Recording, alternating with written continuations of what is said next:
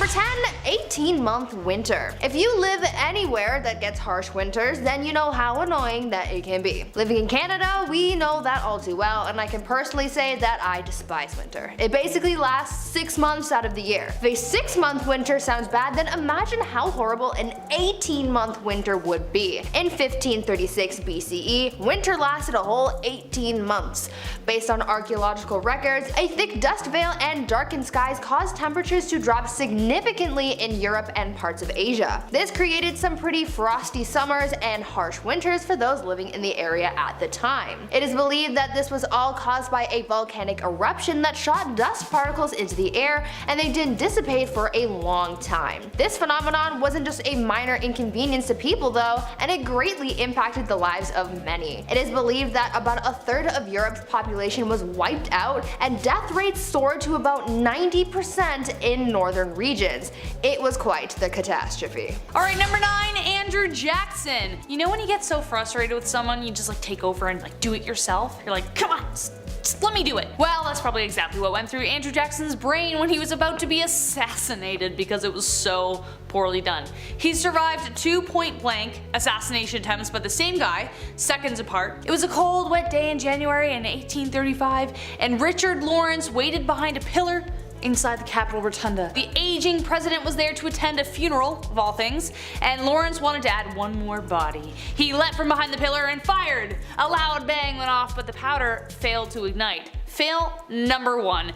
Andrew was not pleased, and despite his aging form, he was using a cane. He went at him with said cane. Lawrence quickly grabbed another pistol, and the same thing happened again. Misfire. Wow, you got so close, dude, and you really messed that up. During the trial, it was confirmed that Lawrence was indeed insane and thought he was the true King of England. And according to him, the only thing standing in his way to achieving like true power was Andrew Jackson. At number 8, Boston Toffee Apple tsunami. Imagine a great wave of sticky syrup flooding your town. What would you do? Run? Hide? Have a quick snack? Well, for people in Boston in 1915, they didn't have enough time to think about those things when the Boston Toffee Apple tsunami happened.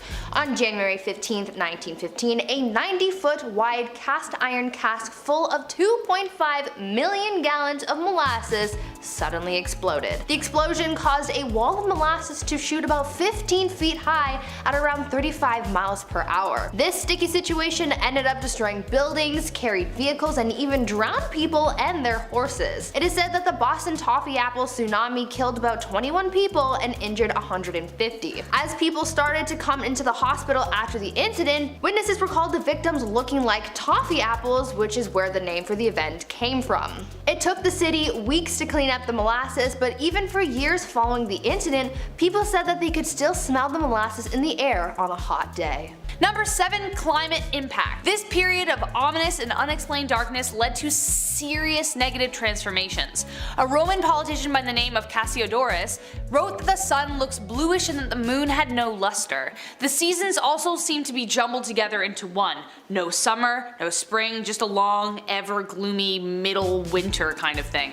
Another eerie fact he added was, and I quote, "We marvel to see no shadows of our bodies at noon," unquote. The dark sunless days brought periods of cold, with temperatures falling as low as 1.5 to 2.5 degrees Celsius all year round, making it the coldest decade in the past 2300 years. This is the closest the world got to the winter depicted in Game of Thrones, besides the actual Ice Age of course. This was called the mini antique Ice Age. Number 6, starvation. But with the extreme cold, lack of sunlight, and seasons, crop failure destroyed many lives. Farmers no longer could look forward to a bountiful harvest in the fall, as basically nothing survived. The Irish chronicles show that they had a failure of bread of all things, from the years 536 to 539.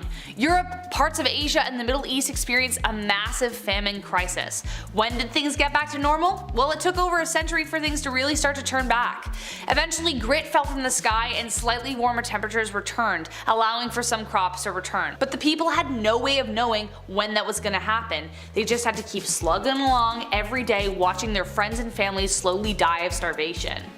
Not a good time to be alive. Number 5, the plague of Justinian. But things weren't about to get any better anytime soon. It wasn't just crop failure and famine they had to worry about. Soon, the bubonic plague was upon them. A couple years later in 541, the bubonic plague swept across Europe, adding more woe to misery. It became known as the Plague of Justinian as it swept through the Roman port of Pelusium, Egypt, causing the deaths of half the Eastern Roman Empire's population. This in turn, according to once again Michael McCormick, sped up the final demise of the once great empire. The plague struck Asia, North Africa, Arabia, and Europe, taking the lives of a colossal 30 to 50 million people. And now there weren't that many people back then, so this would have really made a dent. The same disease would return centuries later and would be known as the Black Death. The reason it was called the Plague of Justinian this time around was due to the poor response from the Byzantine ruler. He was unable to complete the projects he had started due to the farmers and workers dying by the thousands, so he decided to raise taxes and change the tax code. He not only demanded taxes from the people still alive, but demanded they pay the ones owed by their fallen neighbors as well. So not a good time. Number 4. Some benefits. There were some. Now, though scientists like to say this is the worst time to be alive in history, it depends where you were, and it depends where you live. I mean, I keep thinking that maybe World War II was probably worse, or World War I just don't know. But it was just such a long extended period of time. If you lived in the Arabian Peninsula, however, you may have actually been kind of grateful for it, you know? Due to the catastrophe, their weather changed for the good. They actually experienced more rainfall. This helped their crop and vegetation thrive. They had so much left over they could give more to their camels. As a result, they were able to build larger camel herds to help facilitate transport for Arab armies aiding in conquests during that century. It also may have influenced agricultural development in Estonia with their production of rye. In Finland, hunting and fishing were their main sources of livelihood, so the lack of land production didn't really bother them. They were like, okay, cool, I've got this reindeer. Number 3, snow in China. China, on the other hand, was freaking the heck out. It snowed in the summer. In the summer! I cannot imagine like a more depressing thing to happen, okay? I really can't. I mean, I remember one time in May, it snowed after like 2 weeks of just like beautiful weather, and it snowed again after the longest winter. It was the most depressing moment of my life. Anyways, in some parts of China, the weather was so bad that 70 to 80% of the population starved to death. So on top of the famine, it was the weather and all this stuff. Despite this event though, South China seemingly remained peaceful and prosperous under the Liang dynasty, which lasted from 502 to 49. However, economic pressures and internal strife within the Northern Wei Empire continued to cause trouble. The Northern Zhao was finally defeated in 581, and the South asserted control over the North. This led to the final linking of North and South China when Emperor Wen began construction of a canal system connecting the two parts of China together. Number 2, economic downturn. So obviously, with the fact that agricultural production was way down, workers were dying left, right, and center, an economic downturn soon followed the wave of plague and the mist. As previously mentioned, rulers such as Justinian raised taxes like crazy, burying his empire in debt. But just how bad did it get? Well, the study of seeds found in excavations tell a pretty bleak story. They found a high number of grape seeds in the ancient trash mounds. So what does that matter? Well, by going through each seed individually, acidification, they noticed a steep rise in the amount they found, and then all of a sudden a steep decline of grape pips. The Byzantine Empire, for instance, was pretty well known for their sweet wine that they sold, and they had connections with other parts of Europe that they sold it to, which means the steep decline in the seeds indicates that their economic ties took a huge hit. And last but not least, let's tie this whole thing together with survival. So how in the heck did we survive this thing? It was one foul hit after another. Bad weather, famine, plague, economic downturn, war, people being the worst.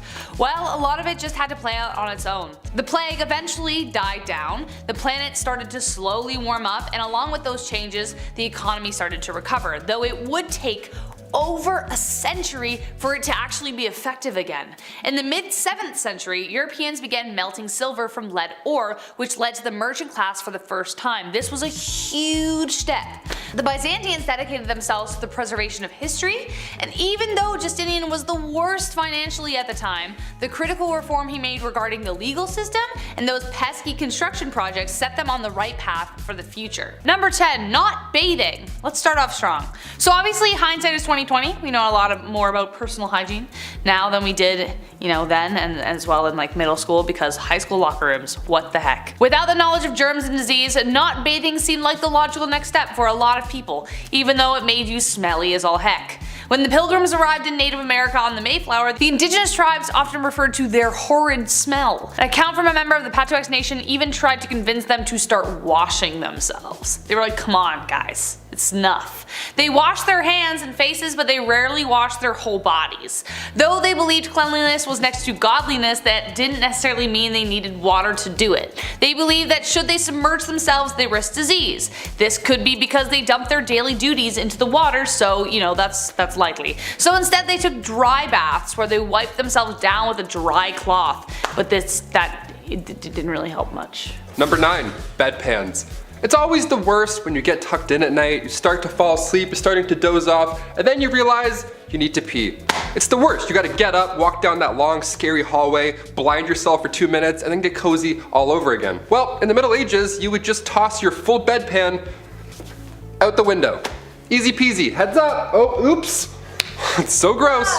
Or sometimes, if you were feeling a little lazy, this was also common, you would use the bedpan and then just slide it back underneath your bed and go right back to sleep. If anybody ever gives you shit for having cups in your room, show them this video, show them this history. You're fine, you're not that bad.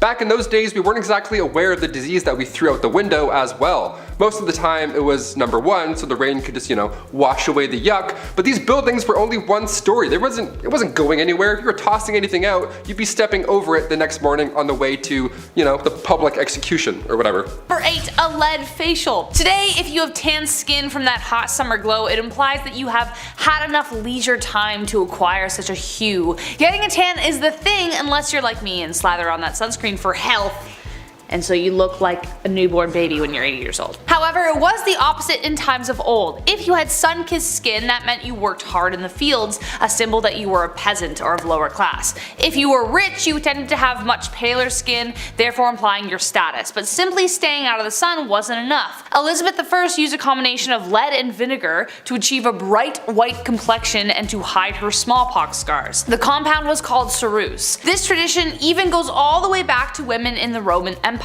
A well-known actress named Kitty Fisher was also said to have died from the material as it slowly poisoned her with daily use. The material would add blisters, so she'd put more on to cover it up. Same with Elizabeth, and yes, slowly you understand. Number 7. The Bison Express. Humans are responsible for the disappearance on many, many wild animals in one way or another. It's usually our fault. Yeah, going back to the Wild Wild West, the year 1869 specifically, that's when the Pacific Railroad was done. It was open to the West to all these explorers, but now they were whipping across these wild lands in record speed, passing hundreds of bison every single trip. Eventually, it didn't take long for these railroads to advertise hunting excursions on these trains. So yeah, guests would climb aboard the top of the train cars and hunt on the top of the trains. Yeah, on the top they would just shoot these animals for sport. Obviously the train couldn't stop and go back for the bodies, so they would just leave them. This one man, Orlando Bond, nicknamed the Brick, he apparently shot thousands himself. He rode the express so many times his rifle caused him to go deaf in one ear.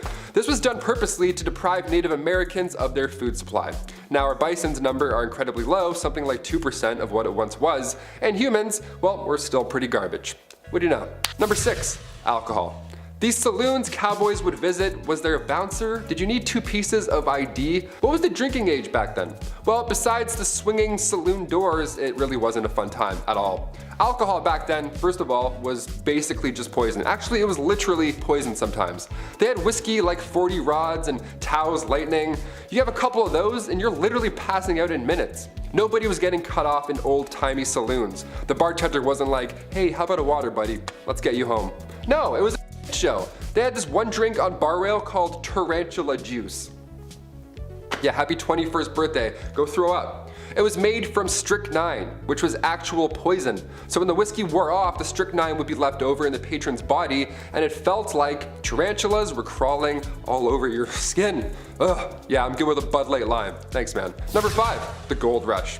Picture a billboard for the Wild Wild West, okay? What's on it right now? A cowboy tipping his hat in the corner with, 4 missing teeth, a sunset in the corner obviously, maybe a horse, and also a bunch of gold stacked up in a mine, right? Well, we've heard about the Wild West here and there, but was there really a massive gold rush? The California Gold Rush of 1849, despite what history commonly believes, wasn't the first big gold rush, not even close. The first one was back in 1799. A young man named Conrad Reed found this yellow rock right on his property. He had no idea what it was, and for years, he and his father John Reed used this rock as a doorstopper. You already know where I'm going with this. This 17-pound nugget of gold, which is worth a lot even today, back then this information was game-changing. Congress then built the Charlotte Mint just so they could handle all this incoming gold found in North Carolina right after. Then later in 1828, more gold was discovered, but this time in Georgia. This was the second rush. Then come 1848, James Marshall found gold at Sutter's Mill, California. After the third one though, that's when the thousands moved out west. That one had the biggest pull, so it's pretty big, but not the first. Number 4, the OK Corral. The shootout at the OK Corral went down on October 26, 1881. It's known as the most famous shootout in history. But should it be? Really? Going back to Tombstone, Arizona, it's 3 p.m. and we have men of the law and of course outlaws all in the same block. So naturally, trouble ensues. There's not enough land here for all of us, some rootin' tootin' shit. There were about 8 men involved in the rumble, but it barely lasted 30 seconds. Also, it's important to note the gunfight at the OK Corral wasn't even at the OK Corral. It happened near the intersection of 3rd Street and Fremont Street, right behind the corral. Yeah, details matter. 3 lawmen were injured and 3 cowboys lost their lives. Yeehaw. That was a sad yeehaw for you guys. This is why you don't organize shootouts at 3 p.m. I don't know, everyone's drunk, there's bad decisions, apparently there's bad aim. Just slam some milk, shake some hands, go home. Simple. Number 3, Helena Duels. So we talked about the bizarre ways folks would settle beef back then. They would slam tarantula juice and shoot animals from the top of locomotives, have a 30-second fist fight in the middle of the day, and then go home. But have you heard of these Helena Duels? It began, of course, in Helena, Texas, aka the toughest town on earth, at least it was back in the 1800s. The Helena Duel began here. There's even a movie called The Duel with Woody Harrelson and Liam Hemsworth. They show this style of combat in a pretty brutal, Hollywood way. Both opponents had their left hands tied together with buckskin, and then each were given a small knife with an even smaller blade. It had to be short enough so it didn't reach any vital organ. That was the Texas trick. Then they're whirled around until they're dizzy, and then it gets really loud, really messy, and really bloody. Last man standing, pretty much. The crowd, of course, watches and places bets, which is always insane to me. I can't watch UFC sometimes. I don't like seeing things break, let alone a Helena Duel. Catch me inside sipping milk, texting my ex. Hard pass, freaks. Number 2, train games. Entertainment was always a hit or miss when it comes to these historical lists. The Romans held gladiator battles with animals that drew in thousands of spectators from across the land. Well, in 1894, William Crush, a railwayman, had this event in mind that would for sure go down in history. Oh buddy, did it ever. William Crush wanted to secure the future of the railroad company in Missouri, Kansas, and Texas. And to do so, William made an entire temporary city appropriately named the City of Crush. Nice. There was a carnival for children to enjoy and all that jazz, but the main pull for adults was the train smash. The collision of 2 40-ton steam trains was meant to be the talk of the town. Look at these Goliaths as they smash, crush, into each other. How fun. Yeah, the trains collided, it worked, and the darndest thing happened. They blew up. Yeah, it's almost like they caused a disaster for popularity. Neat. 40,000 came in and many left injured. A couple of people sadly didn't leave at all. One survivor ended up getting 10 grand out of the deal. His name was J.C. Dean, and they lost their eye in the explosion, so the company gave them a lifetime railway pass. Just the thing you want right after that horrific event. Sorry about your eye, here's free PTSD as well, anytime you want. Enjoy. Crush was later rehired by the railway after it gained popularity. Yeah, this happened back then too. Somebody does something horrible, and then now all of a sudden they're famous. Hashtag chairgirl. And finally, coming in at number 1, Elmer McCurrie. This one is insane, I had to end with it. Elmer McCurrie, back in 1911, he decided to be a rootin' tootin' criminal, and he attempted to rob a train. Unbeknownst to him, that train was not full of gold, but rather passengers. Collecting a whopping $46, which back then was still pretty good, he was quickly shot by a lawman afterwards. This is where things start to get insane. Yeah, I say start. Elmer's body was embalmed and sold by the Undertaker to this traveling carnival. His body was an exhibit almost, with his story attached. And for the next 60 years, his body, this prop rather, was passed around, sold between haunted houses and wax museums. Eventually the guy's body, his real body, don't forget, ends up in California at an amusement park funhouse at Long Beach. Now, come 1976, there's a crew there filming for the $6 Million Man Show, and that's when Elmer's finger breaks off accidentally. Some key grips like whoops, revealing it was an actual mummy. They went to film the $6 Million Man and ended up finding the $46 man in real life. How gross is that? Number 10, let's start out setting the scene. So rather than rank the least to worst aspects of this year, let's set the scene of how this became the worst year. Prior to 536, the early 500s were in some pretty heavy transitions. The Western Roman Empire had fallen to German invaders, and the Eastern sect would soon follow suit. The Middle East was divided between the Byzantine and the Persian empires. China's influence continued to spread through East Asia, Japan, Korea, and Vietnam. Even though it was experiencing a weak point, China was divided into both North and South territories, and they were constantly at odds with each other. Africa, however, was developing trade routes through the Sahara, and a powerful new kingdom was arising in Ethiopia. They wouldn't be heavily affected by this, but part of them would be. Peasants throughout Europe were used to the tradition of harvest seasons being reliable until one day all this movement and all this growth stopped. Number 9, the mist. A mysterious mist rolled in over Europe, clouding the sky in darkness. With the mist, a century of darkness would fall. Literally sounds like the setting of a Stephen King novel. Byzantine historian Procopius wrote about a portent that took place that year and said this, and I quote, "For the sun gave forth its light without brightness, like the moon during this whole year, and it seemed exceedingly like the sun in eclipse. For the beams it shed were not clear, nor such as it accustomed to shed. And from the time when this thing happened, men were free neither from war, nor pestilence, nor any other thing leading to death. The sun was eclipsed for 18 months. For 3 hours in the morning it would give light, but a light that resembled neither day nor night." Unquote. Other sources describe a cloud or dust veil that darkened the sky. Now, why did this happen? Here we are at number 8, eruption. Now, what on earth could have caused such a mysterious cloud of depression to seize the land? Well, after centuries of mystery, scientists have finally discovered what happened. It was a massive volcanic eruption that took place in Iceland. A professor of medieval history at Harvard University, Michael McCormick, led a study of a Swiss glacier which led to the discovery. Evidence of volcanic matter in the glacier proved that it was indeed a massive eruption that caused it. The ash from the eruption likely led to a fog that caused an 18-month period of darkness. It was so vast it spread across all of Europe, the Middle East, and portions of Asia.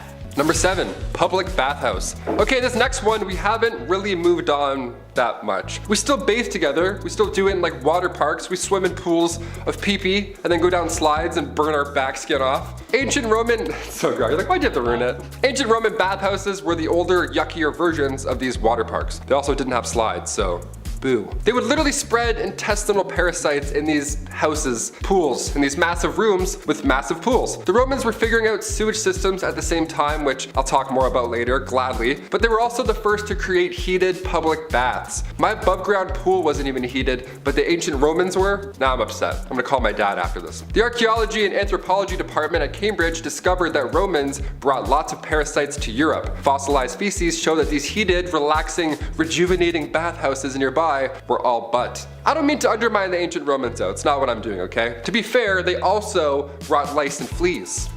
Number 6, no hand washing. I don't know. Believe it or not, washing your hands as a doctor before doing anything was a controversial idea. Today, especially due to the last 2 years, we all have a tune we sing while washing our hands to ensure we're lathering for like full 20 seconds. We've all done it. But when doctors discovered it was their fault people were getting sick, they didn't rejoice, they got offended. The whole conversation started because of a man called Ignaz Semmelweis. He was studying the differences between two birthing hospitals, one run by midwives, the other by doctors and students. The The mortality rate at the latter was way higher than the other. They were dying from something known as childbed fever, more closely known as sepsis. After a series of trial and error, he hypothesized that it was because the students were touching cadavers and then touching the mothers. He then made them clean every tool in their hands with chlorine solution, literally the best thing to kill germs, though he didn't know that at the time, he just assumed it would work. Well, wouldn't you know, mortality rates improved significantly, but when he tried to enforce his findings, doctors were upset they were being blamed for the deaths. He ended up getting fired over it and eventually thrown into a mental asylum near the end of his life. Considering what we know now, that's rough. Number 5. Dark dental days. Dental health is important. We have the charcoal toothpaste trend that I myself even hopped onto recently, but why are we even doing it? Do we know, other than it's on TikTok? Well, it helps remove stains, but aside from that, there's no hard evidence that this is the next best brushing method. We do it because it's popular. It feels like we're missing out on something. Well, Queen Elizabeth I apparently had a pretty strong desire for a Mars bar too, but back in the day, they didn't have TikTok. Brushing wasn't cool, nor was it perfected in any sense. The Queen's teeth became riddled with cavities. Her teeth straight up began to rot, and subsequently turned black. But seeing as she's the literal queen, people wanted to be just like her in any way. She started a short-lived trend where women blacken their teeth on purpose just so they would appear rich enough to afford sugar. That's wild. That's like me walking around in a neck brace being like, oh yeah, I crashed my Lamborghini. I totally have one of those. Number 4. Arsenic. I think they were confusing this chemical with Accutane, which is a chemical we use today to treat acne, but for a while, arsenic wafers were used. Yes. The poison, arsenic, the thing that would kill you, yeah, that one. In the 19th century, arsenic was marketed as a safe way to effectively clear your skin. It also claimed to restore a youthful complexion that we as humans always long for. Now, it did create a very pallid complexion, but not because it was restoring the gift of life, but because it was killing off the consumer's blood cells. Yay! It also cleared acne pretty well, but it also created a dependency on the product. If the user discontinued using the wafers, then the acne would return, even worse this time. Therefore, it would create a vicious cycle of slowly poisoning oneself to death because you'd have to go back on it so you'd look hot, I don't know. Number 3. The Trico system. Instead of plucking your eyebrows before prom or getting waxed head to toe like we commonly do so today, back in the 1920s, you needed the Trico system to remove any unwanted hair. This device was booming in the 20s. Hair salons just had to have this machine, and I'll call it machine. It was changing the game. By 1925, there were over 75 systems installed in beauty shops, and what you would do is you would sit at this large desk, face a tiny small window, and for a few minutes, you would just be beautiful. Just 20 simple treatments of this radiation beaming off your face, and then bam, you're beautiful. What's the trick, you ask?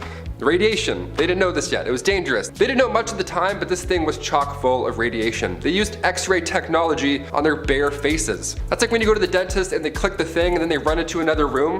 This one, they're like, just right there. No sheet, no metal, heavy thing, just face to face. Now I'm hot. So in 1929, tricho problems were on the rise. Ulcers, carcinoma, keratosis, death, just everything bad. This was not the solution you wanted, but you know what? At least you were hot. Sorry, gents, this isn't for you. Number 2. Moss.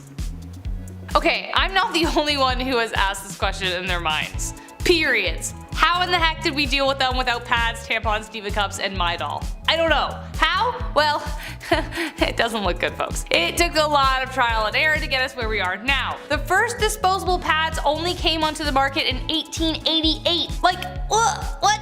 Even earlier prototypes of menstrual cups were made out of aluminum or hard rubber. But you may be surprised to learn that moss was a common resource. Yeah, the thing you see on rocks and trees. Cloth and cotton weren't enough, so they resorted to using moss to help absorb ant flow when she came by. It could have been grabbed from anywhere. Although we know that moss isn't the most hygienic of materials, as it could be grabbed from anywhere, as I just previously stated, a rock, a tree, who knows. Physicians believed it had antiseptic properties. They even used it on the battlefield to stem the flow of blood. Menstruation at the time was considered a sign of witchcraft, even though it happened every month. Poisonous and dangerous at the time. Okay, I know desperate times call for desperate measures, but like, they reused it. They didn't throw it out after. Ugh.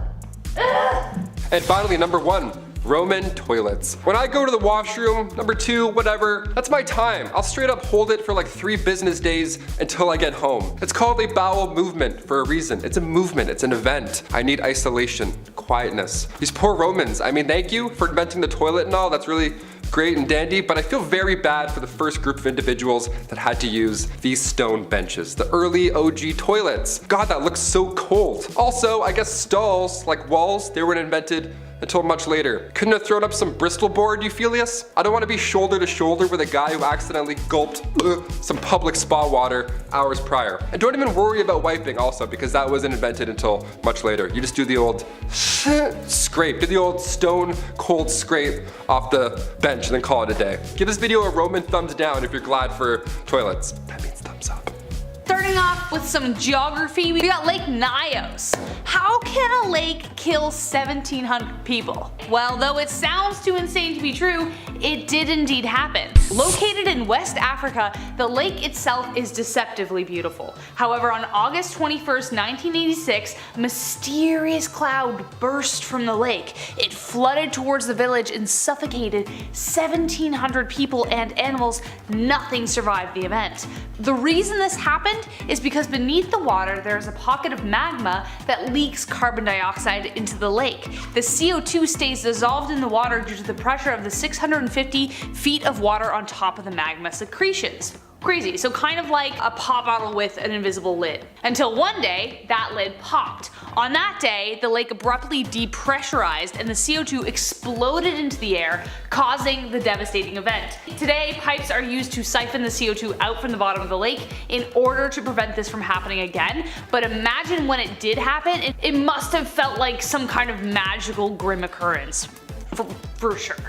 Number 9, the Salem witch trials. If you follow me on MA, you just know how much I hate the Salem witch trials. I hate them so much, okay? It's an event in history that is so inconceivably stupid, it's hard to believe it actually happened. The Salem witch trials occurred in Massachusetts between 1692 and 1693, where more than 200 people were accused of witchcraft and 20 were put to death.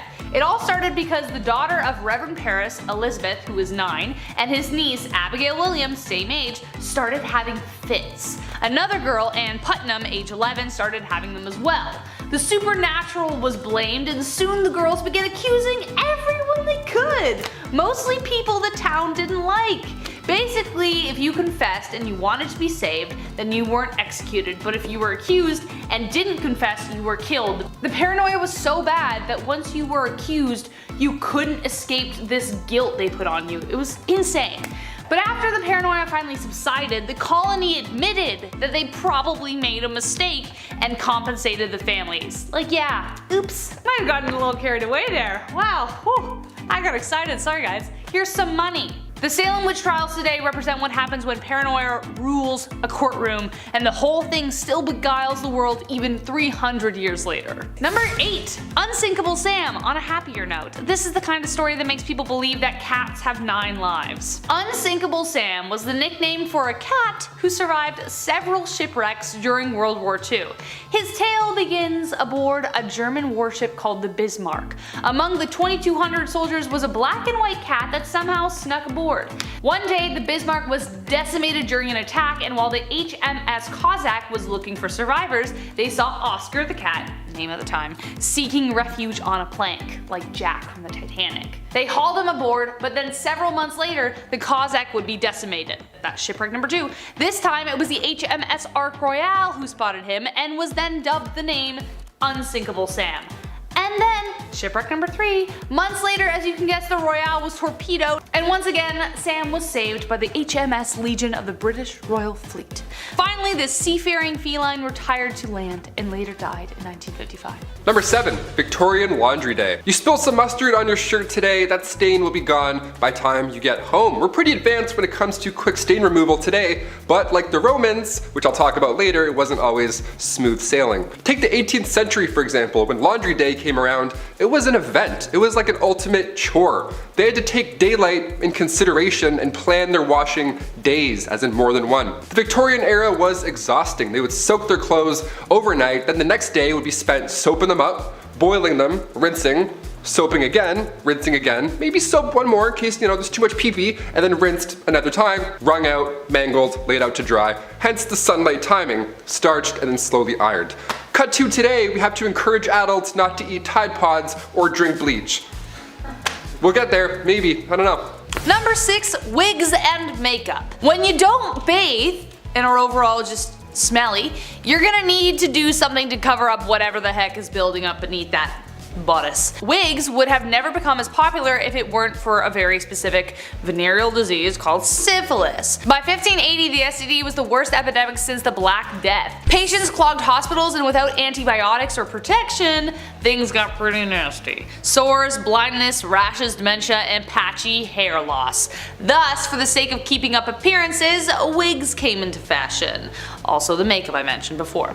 Balding was a huge humiliation, so they made wigs out of horse, goat, and or human hair. They also cover the wigs in powdered, scented with lavender or orange to hide any foul odors, and as we suspect, there were a lot of foul odors. They weren't stylish until 1655 when the King of France started losing his hair and had 48 wigs made. Then 5 years later, his cousin Charles II of England joined the train, and suddenly powdered wigs became like the next best thing. Wigs did help curb the lice problem though, because the human hair had to be shaved in order for the perukes to be worn, but the wigs themselves had to be deloused often. And yeah. Number 5. Urine Deep. Turns out we used pee for a lot of things back in the day, and today we still do? Question mark? The Romans used urine to wash their clothes, and even more impressive / gross is the fact that they used urine to help with inflammation, burns, or skin disease. Yeah, pee was the #1 trick. Get it? Number 1? Okay, we'll move on. Best way to whiten that smile was not a Crest white strip, but rather a facial mask dipped in the mellow yellow. Just pee. Because it's so gross. We mentioned on this channel before that Gladiator sweat was once bottled and then sold. Well, their pee as well was sold as this beauty product. Clean out those pores with a drop of Igor. Get it while it's hot, folks. This is extremely gross, obviously, but it does make sense. The ammonia in urine kicks stains away for good. That's why they would wash their clothes in the same way. Now we get it. History. Gross. Number 4, rush plants. Today we use chic shag carpets that, you know, really tie the room together. Sips White Russian. But back in the olden times, they used something called the rush plant to pad their floors. But the thing was, this layer of dense plant material was a breeding ground for nits, ticks, and other creepy crawlies. It was a really unsanitary situation, but like, what else were you supposed to do? However, this kind of flooring made them vulnerable to disease and infection. The reason being, as these floors would not be renewed for sometimes 20 years, the bottom layer, left undisturbed, would accumulate a lot of really gross stuff like animal droppings, feces, the piece of grizzle you dropped that one time, fish scraps, whatever. So it was just not, it was like basically a swamp down there. Number 3, royal bum. The groom of the stool is a little bit different than the groom of a wedding. It was perhaps one of the worst jobs to have, but, pun intended, it's one of the most important roles. The groom of the king's close stool was a position created during King Henry VIII's reign. Their job was to wipe the king's butt. And if that doesn't sound horrible enough, this poor lad would carry the king's stool with him, like on his back like a JanSport, and then monitor the king's meal times, and they would plan their day around when they thought the king would take a shit. I would be so anxious if a guy wearing a box toilet was just hanging out near me. He's like, hey, you feeling alright, boss? You good? You feeling full? That was a lot of bread earlier. You sure? Alright, take 5. Just, I don't know. Just take a look. I don't know. I'll let you be. Just jump. You must be thinking, what poor soul got stuck with this job? Well, this job was an honor, my friend. Sons of noblemen were awarded this role. You would get pretty close to the king, I mean, obviously, but as time went on, these grooms became secretaries to that king. Pretty good upgrade. Eventually, getting a higher pay and benefits. Yeah, I would hope so. Even the king's walking, talking toilet gets dental back in the day. How neat is that? Number 2, eagle dung. I'm honestly not even sure what to say about this. You know? You have to have some kind of magnificent conviction to be like, I have no reason to believe this is true, but I'm 110% sure that bird dung will fix it. Like, that's some kind of confidence I don't think I'm ever gonna get. Eagle dung was a common substance found in the birthing room of all places.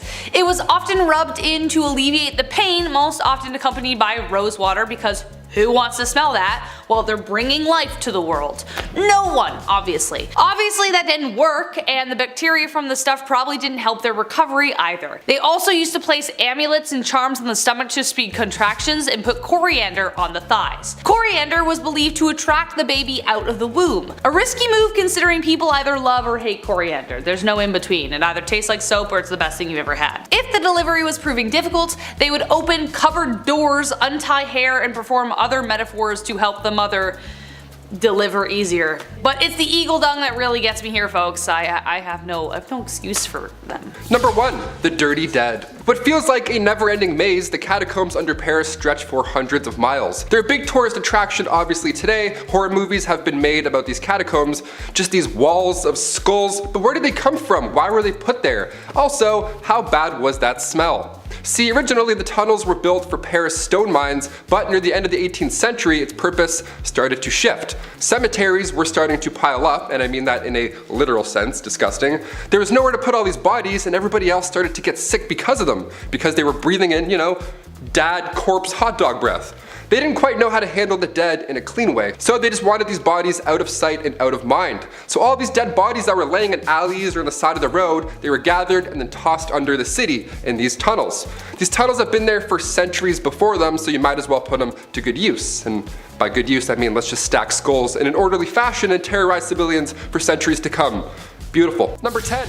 Bank robberies. Okay, when we hear about the wild, rootin' tootin' Wild West, whatever, we think of outlaws like Butch Cassidy's Wild Bunch, the James Younger Gang. Apparently it was just bank robbery central back then, just a lot of this and tapping and riding horses and stuff. That's really not true. Bank robberies didn't happen that often in real life. In fact, during the Wild West era, officially declared from 1865 to 1900, there were only 8 bank robberies.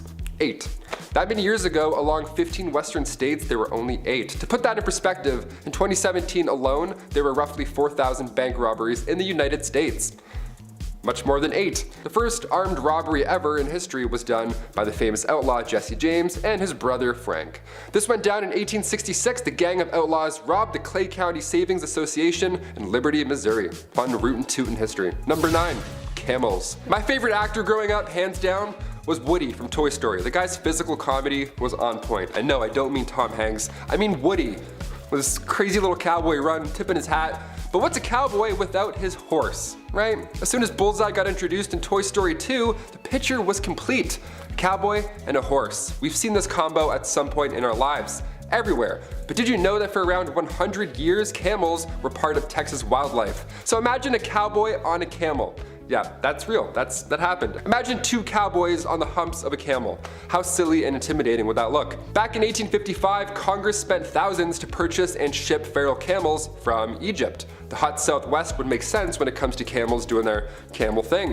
But by 1857, the army had 70 camels. Things were going well until, the Civil War happened, and then the camels escaped and all that madness, and then from then on, for 100 years or so, they bred and roamed Texas. Yeehaw, on a camel, have fun. Number 8, cowboys. Alright, since we're talking about cowboys, let's really talk about cowboys. Who were these guys? Was everybody just a cowboy off the bat, or did you have to earn it like a knight? What's the deal here? Well, the guys that we picture in our brain, like Woody, those are cattle herders, and then buffalo, thousands of them, they would roam the land to eat and find water. They would travel miles away, so the herders would follow on horseback and then drive them back to their ranch. They mostly ate beans, dried meat, obviously, and a lot of coffee. Those are the 3 main ingredients of yeeing and hawing. Am I a cowboy? I love beans and coffee. Coffee beans? Oh, don't even get me started. A classic Western outfit was the denim jeans and chaps, the leather covers that, go over your legs. The large rim hats were called Stetsons. Aside from looking cool, they were large enough to keep the sun out of your eyes. That hat would also double down as a drinking bowl for their horse. Sharing is caring. Number 7, the big package. Okay, so technically this didn't happen, but it almost did. And the fact that it was even in the works, the fact that someone even thought of this and was like, yeah, that'll show the Russians So ridiculous. No one really won the Cold War, but everyone has their perspective. But even today, the tensions between America and Russia are like pretty taut. Rather than all-out trench warfare, the Cold War consisted of espionage and psychological warfare on both sides. The CIA had many plans, and one of them may surprise you. In the 1950s, Frank Wisner took over the OPC, the central part of the CIA. He sketched out the idea of how to really emasculate the Russians. Under his leadership, they drafted out a plan to drop massive condoms labeled medium to make them think that the US was superior to them, all based on the size of their John Thomases. Because when it comes to deciding whether or not to nuke another country, size matters. They would make the Russians bow to their superior sexual prowess of American men. Oh, sorry, I just almost knocked myself out with that eye roll. Whoa. Needless to say, the plan never came to fruition. At number 6, Rabbit Army. Weird question, but if you had to choose one animal to fight an army of, which animal would you choose? Well, whatever you choose, make sure it's not rabbits, because as fun as you think an army of rabbits might be, apparently they can be quite fearsome. In 1807, after signing the treaties of Tilsit, Napoleon wanted to celebrate a bit and he wanted to organize a rabbit hunt. He asked his chief of staff to organize the hunt, and apparently he went way overboard with the bunnies. Instead of rounding up a couple dozen rabbits, this man said, "Oh, you want rabbits? Alright, bet." And he got 3,000 rabbits. 3,000 rabbits! The rabbits were released into an open field for the hunt, and people thought that they would just flee and run away. But instead, the rabbits ganged up on Napoleon and his crew, and the bunnies charged at them. But don't worry, these bunnies didn't have a vengeance. They were just trying to make friends. You see, the chief of staff ended up getting tame farm rabbits, and they were already used to humans, so they just wanted to say hi. But could you imagine those first few moments of having 3,000 rabbits chasing after you? Alright, number 5, the Great Whiskey Fire. Now we talked about the molasses explosion, this is kind of similar, but also I can't believe it. I love when bartenders set your drink on fire like they're magicians, but the Great Whiskey Fire is nowhere close to an outstanding whiskey sour dressed up in a coupe. In Dublin in 1875, 5,000 barrels of whiskey were ignited and made a river of fire in the streets of Dublin. The fire started at Malone's Malt House on Chamber Street, where the barrels were being stored. Once the fire touched the barrels, obviously they exploded into a whiskey lava river of death.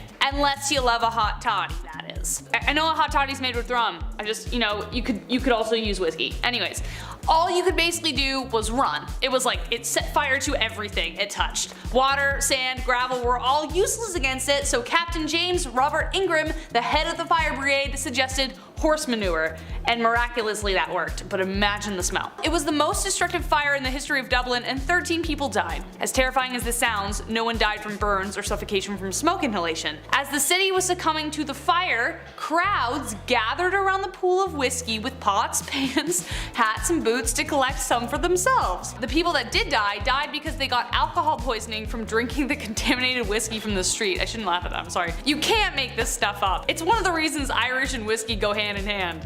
I mean, what? Don't drink whiskey that's a lava street covered in horse manure. Don't do that. At number 4, Blue Eyes. The 1986 Chernobyl disaster is one of, if not the worst, nuclear disaster in history. The explosion was caused by a flawed reactor that was being operated on by inexperienced workers. The initial disaster took the lives of 31 people, and almost 500,000 people were evacuated from the area. So many lives were affected by the disaster and the intense nuclear radiation. The firefighters who battled the fires from the explosion were some of the most affected by the radiation, and it's almost unbelievable what happened to their physical appearances because of the exposure. According to records, their skin started peeling off and their eyes turned bright blue. One of the Chernobyl firefighters who was affected by the nuclear radiation had his eyes go from dark brown to light blue. He was so heavily affected by the radiation that when he was buried, he was put into a coffin sealed with zinc to counteract the radiation. Alright, this one's super cute and you might die, so get ready. Number 3, Sergeant Stubby. I already know this movie is gonna make me cry. Dogs, man. If dogs are in movies, I'm done. We really don't deserve dogs, okay? We don't. Sergeant Stubby was actually a real heroic doggo. While training for combat in 1917, Private Robert Conroy found a little brindle puppy with a short tail. He named him Stubby, and little did he know that he would become a decorated war hero. Stubby became their mascot for the 26th Yankee Division 102 Infantry. He learned bugle calls, the drills, and even like a little doggy salute. He would lift his right paw and just salute his head, and was the only animal allowed at camp. Conroy snuck him aboard the SS Minnesota, and the crew was won over by him, obviously because he was so cute. How could you not? They brought him to the front lines and Stubby saved life after life. He woke soldiers during a gas attack, he rescued fallen soldiers on the battlefield by following the sound of English calls he could distinguish the languages, even captured an enemy spy. After this incident, he was promoted to Sergeant Stubby. Because how can you not? He captured an enemy spy, he did his job. Sergeant Stubby served and survived 17 battles, staying with Conroy even until after the war. He finally passed away in 1926, his service complete.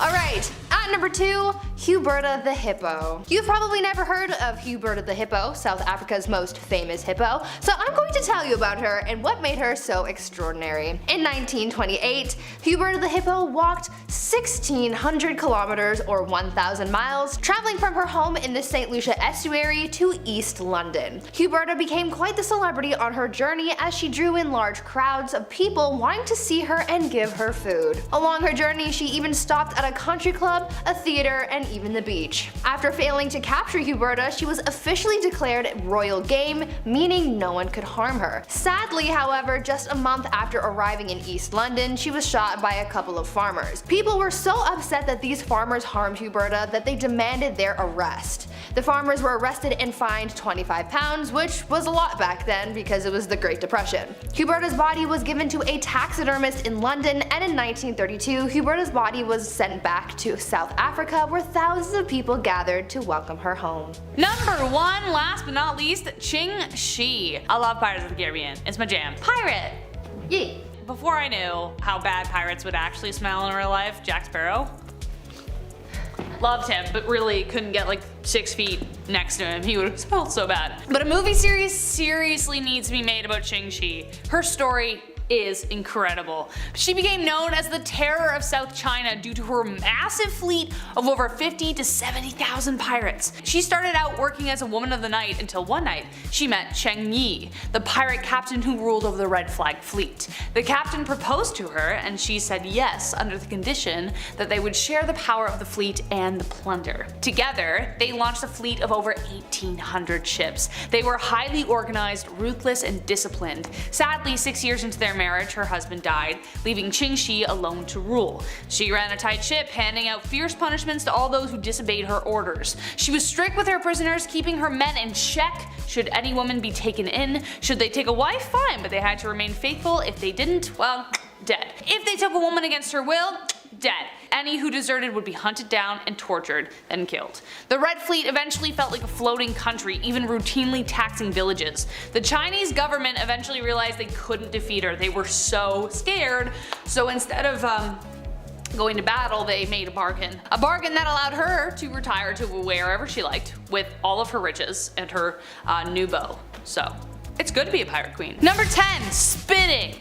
2 words, chewing tobacco. I am not the only one, I know it, who made this face while watching Western movies and some grimy guy just like spits into a bucket like pooh, some like brownie green slime. In saloons in the old Wild West, spitting became so common that it had to be outlawed at one point. Men would spit tobacco onto the floor with spittoons and cup-sidors lined the bar. Most of the time, they missed. The job of cleaning them often fell to junior shop assistants, which was a worse job than cleaning a fast food chain bathroom. They essentially became little cesspools of disease, and people got really worried eventually because, no duh, they're spitting all their stuff everywhere. Following the devastating flu epidemic of 1918, plus the constant fear of TB, anti-spitting campaigns were undertaken and it was outlawed. Number 9, shine bright like a diamond. If somebody told you that your face was glowing back in the late 30s, that would be the highest of all compliments. He'd be like, oh my god, thank you. I am not a vampire, but thank you. Thoradia was a beauty product company that made radioactive creams, radioactive powders, radioactive lipsticks, anything to get your glam on, all for the price of radioactive products. It didn't end well. This is insane to me. They took pride in using thorium and radium lead to tone facial tissues and remove wrinkles and all that jazz. And the product was doing so well that it circulated in Italy, Portugal, Romania, Egypt, Belgium, and France. Worldwide. It wasn't until 1937 until the French government caught on to these little pesky side effects, some would call. So the radium would literally make your skin glow a bit. That was the pull. That was like the, no way, really? Debit. And alongside the glow, also you were having insane side effects that would ruin the rest of your life. Maybe that's Paul Rudd's secret. If his jaw starts to fall off, we'll know something's up perhaps. Number 8, the humors. Nope, this is not a joke. Though it sounds like it. Ever heard the phrase to be in good humor? Well, it goes back to this. I mean, probably. I actually don't know, but it sounds like the two are connected. The 4 humors were the basis of medical treatment in medieval times. The idea was introduced by Hippocrates all the way back in ancient Greece, which combined ancient science, naturalistic knowledge, and philosophy. The 4 humors were blood, yellow bile, black bile, and phlegm. They were organized to represent the 4 elements, the 4 qualities of cold, hot, moist, and dry, as well as the 4 seasons and planets. If something was wrong with you, then it was because one of the humors was out of whack. If you were depressed, something was wrong with your black bile, for instance. Do I know what black bile is? No, I don't want to ever know. Are you too hot? Well, bloodletting will be the solution for that. The factors controlling your humoral makeup involved sex, age, temperament, and many more. Bloodletting was the most popular way of balancing the humors, and it was assumed to have a relationship with most diseases, from smallpox to pseudoscientific hysteria. What, you horny? Let's bloodlet ya. Number 7, Nelly BL. Nelly BL is a woman right out of a Jules Verne novel. In fact, you would think so if she hadn't met the man himself. In 1889, Nelly BL took on a record-breaking voyage by traveling around the world in just 72 days. Her means of travel included a train, a steamship, a rickshaw, horse, and donkey. Her goal was to beat the fictional record set by Verne's hero Phileas Fogg in his 80-day Odyssey. An event like this already appeared as a myth to the men of the time. Her editor at the New York World nearly refused to send her because her gender would make the trip impossible. No one but a man could do this, he told her. Very well, she replied. Start the man and I'll start the same day for some other newspaper and beat him. He backed down, and eventually Nelly was on her way, turning fiction into reality. Number 6, the Black Museum. No, I'm not talking about the Black Museum episode of Black Mirror, but honestly, not too far off. People have done some pretty vicious things to their enemies. There's a long list, but imagine turning your enemies into a permanent dinner guest. Because that's exactly what Ferdinand I of Naples actually did. Though everyone thought he was going to be a great king, he actually ended up being pretty psychotic. He would invite his enemies over for dinner, and while they gorged on pheasant, he would take them out, either the old-fashioned way, or literally throw them out of a window. He would then retrieve and dress the bodies and stage them. He called it his Black Museum and would invite new acquaintances to view it so they would know exactly who they were dealing with, so not to mess with him. What a psycho! Number 5, Sir Adrian Cotton DeWalt. Love that name. There are gonna be a couple unbelievable events on this list from World War II, so just a heads up. But truth be told, the war itself is kind of hard to believe. Sir Adrian Cotton DeWalt was not only a man who survived the impossible once, but he made a career out of it. He wasn't like your Blackadder general in the back with a pipe. This dude was on the front lines tossing grenades with one arm because he already lost the other. He served in the Boer War, World War I, and World War II. He survived being shot in the face, skull, hip, leg, ankle, and ear. One eye and one arm short, this enthusiastic war hero dove into the bloodshed again and again. He was seen pulling pins out of grenades and throwing them with his one good arm during Battle of the Somme. But even as a 60-year-old man, he was still a beast. His plane got shot down in April 1941, he crashed it into the Mediterranean, survived, swam all the way to shore, then he got captured by Italian soldiers, thrown into a POW camp, then he escaped, eluded capture for 8 days, but unfortunately the lack of Italian looks gave him away. He was released 2 years later, and Churchill was such a big fan of him, he made him his rep over in China. He ended up passing away peacefully at age 83. despite hundreds of close calls with death. Number 4, Simo Hea. This is actually kind of a plug for a short film I'm looking to raise funds for. Check out my Instagram to learn more. But his story is incredible and it's so unbelievable. Simo Hea's story sounds like something straight out of a movie, except it actually happened. A humble Finnish farmer who became the Soviets' nightmare in World War II. He is widely regarded as one of the most accomplished and skilled snipers in history. The Winter War began in Finland in 1939 after Russia decided that it was time to regain some territory. They thought it was going to be easy. But soon they came to fear the man who would be known as the White Death. He was trained as a sniper at a young age, didn't want to take human lives though, so he just became a farmer, but the lives of his countrymen were at stake. The Winter War lasted just over 100 days, and within that time, Simo hit as many as 500 men, his personal best being 40 confirmed hits in one day. Some people estimate that it was over 800 people. In March 1940, he was hit in the jaw by a counter sniper, leaving him in a coma for 11 days. But when he awoke, however, the Russians surrendered. That is poetic justice. Number 3, Alexander the Great. How did this guy exist? Was he the son of Zeus? The case is so convincing that even Alexander believed it himself. During the 15 years of his conquest, starting from his first victory when he was 18, Alexander never lost a battle. He was so prolific in battle that his strategies are still studied to this day. Before Alexander entered Egypt, they had been under Persian rule for just over 200 years. Through his incredible prowess and lightning-quick decision-making, Alexander defeated them. Egypt was so happy they even claimed him as their pharaoh. While he was in Egypt, however, Alexander decided to make the long trek to visit the shrine of Zeus Ammon.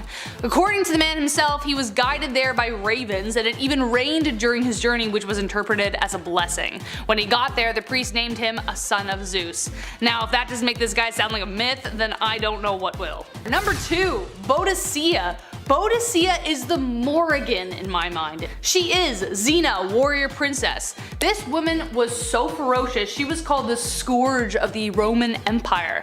Yeah, that's right, this queen took on the Roman Empire. At the time Rome was invading the south of Britain, Queen Boadicea ruled the Iceni tribe of East Anglia, along her husband King Prasutagus. Though her early days remain mostly a mystery, she remains among the canon of heroes who defended the British Isles. She was fearsome to behold, with flaming red hair and a gaze so sharp it could cut glass. She and her husband fought against the Romans until his death, after which the Romans drove straight to take her on. They attacked her daughters publicly, which, like, Mother Bear, not a good idea, after which she toured in a chariot rallying the people in rebellion. She sacked 3 Roman cities and took no prisoners. She annihilated the 9th Legion when she took out their entire relief force. Sadly though, Boadicea fell after a vicious battle, but her name echoes in the halls of heroes. And last but not least, Richard, Saladin, and the Third Crusade. Just the Crusades in general are just unbelievable.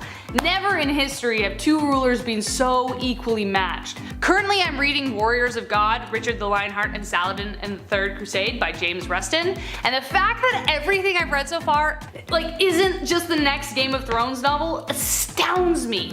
These 2 never met because Saladin believed that kings should not go to war if they had met, but because they were fighting over the Holy Land, war was kind of inevitable. But while Saladin did not engage in warfare, Richard dove right in the middle of everything. They both had such incredible admiration for each other that in the middle of battles, they would send each other gifts. Like, I don't understand.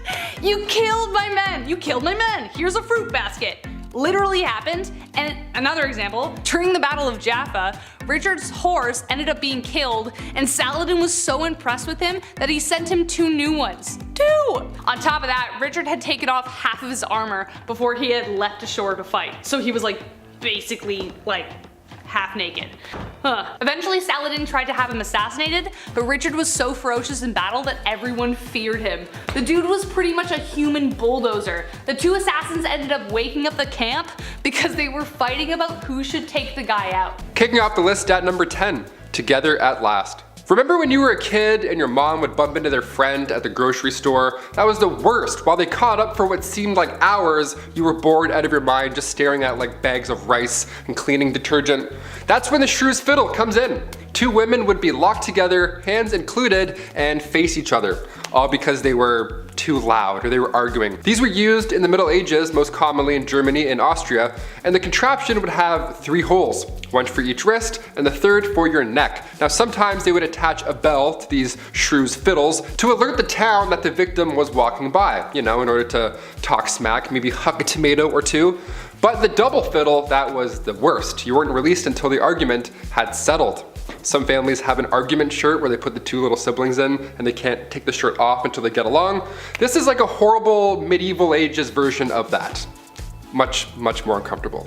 Not made of cotton. Or funny. Just bad.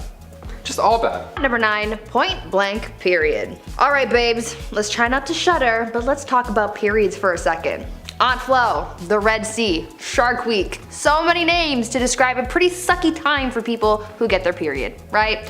Well, it might suck these days, but back in the medieval times, it was a hell of a lot worse. They just didn't have the same kinds of resources that we have today, so a lot of people had to use their noodle to figure out how to get by.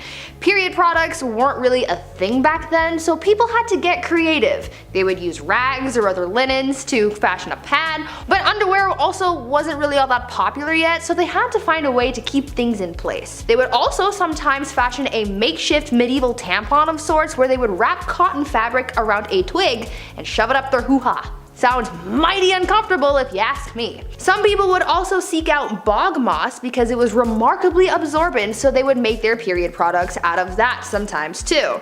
This type of moss garnered the name blood moss because of its use in treating wounds and use in period products. For other people who just couldn't create these kinds of things, they would just resort to wearing red the whole time, so everything just kind of blended in. Menstruation, but make it fashion. Number 8, the ducking stool. This next one requires so much effort as like a team. I can't believe this was a real thing. The ducking stool was made to punish women involved in sexual activities. How dare you? Shame. Men were punished too, but if we know anything about history, it was mostly women who had to put up with this shit. There was first the standard ducking stool, so women would have to sit in this chair, strapped down while sitting outside of their home, or they were carried down the street. Humiliation at its finest. The town would be like, they had sex, can you believe it?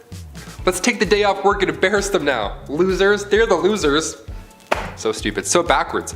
The second version of the ducking stool was essentially the same thing, only it was ducked into a river over and over and over again to cool her moderate heat. At least that's what French writer Francois Maximilien Misson says. They should cool off all those angry villagers, if anything. I don't know, dip them in the river. They're the ones burning with rage because somebody who lives over there had sex once. It's really weird. Go home, relax. At number 7, ownership. In ancient Rome, slavery and slave ownership was such a common practice that pretty much everyone owned slaves regardless of social status. Even some of the poorest Roman citizens would own 1 or 2 slaves. Obviously, the more money you had back then, the more slaves you could afford. In Roman Egypt, the average artisan owned about 2 or 3 slaves each. Emperor Nero was known to have owned over 400 slaves who lived and worked in his home in the city, but his numbers are eclipsed by a wealthy Roman named Gaius Caecilius Isidorus, who according to historical records owned 4,166 slaves at the time of his death. That just gives you an idea of just how many people were sold into slavery in the first place. At number 6, freedom. Earlier I mentioned that Roman slaves had the chance to buy their freedom. It was a lengthy process, but this gave a lot of slaves hope for a better life. Things weren't always better after buying their freedom though, and many of them sold themselves back into slavery because things were tough. The process of buying your freedom as a slave was called manumission. This could be achieved in a number of ways. Slave master could grant their slave freedom as a reward for their service and loyalty. The slave could pay their master a sum of money to be freed, or sometimes a slave master could just find it convenient to let their slave go. Most slave masters who chose that last option to free their slave for their own benefit were merchants who needed someone to be able to sign contracts on their behalf, and since slaves weren't allowed to represent their masters from a legal standpoint, they would be freed, but would still work for their master. You also had to be over the age of 30 to buy your freedom, so if you were lucky to live that long, then there was hope of being freed, but with the average life expectancy in ancient Rome being about 28 years or so, and with the living conditions of many slaves, they would be lucky to get that opportunity. At number 5, demand. In ancient Rome, there was an incredibly high demand for slaves, but since there were so many slaves in Rome, there was always work for them. Oftentimes, times, people sold themselves or their children into slavery in order to pay off their debts, so when it came to being bought, that came pretty easy. Other than public office, slaves were used for almost every activity in ancient Rome. The most common slave trade was mining because workers were always in demand, mostly due to the high level of danger that came with the job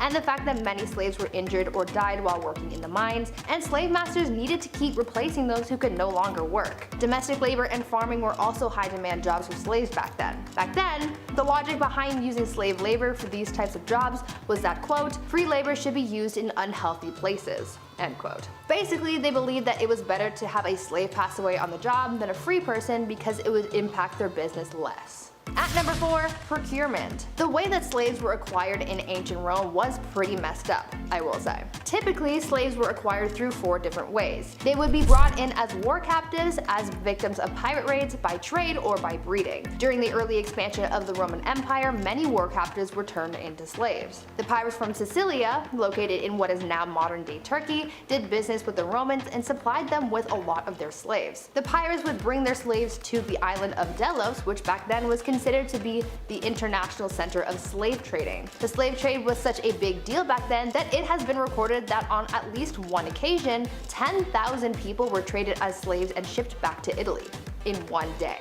This was a big business opportunity for a lot of people, but of course no one ever considered the lives of the people they were buying and selling. At number 3, fugitives. As you can imagine, life as a slave in ancient Rome, or at any period of time, wasn't easy. Living conditions were poor, it was dangerous, and no one should ever be treated like that or used for free labor. Many slaves have been known to escape, and obviously the same went for those in ancient Rome. Slaves running away from their masters was a common thing back then, and to deal with it, slave owners would hire professional slave catchers to hunt down, capture, and return the escaped slave back to their owner. For slave owners who wanted to take matters into their own hands, they would advertise rewards for those who could return their slaves, or they would just try and locate their slave themselves. Some slave owners had ways of preventing their slaves from getting away, like using collars with instructions on where to return the escaped slave, much like a dog collar, which is just dehumanizing.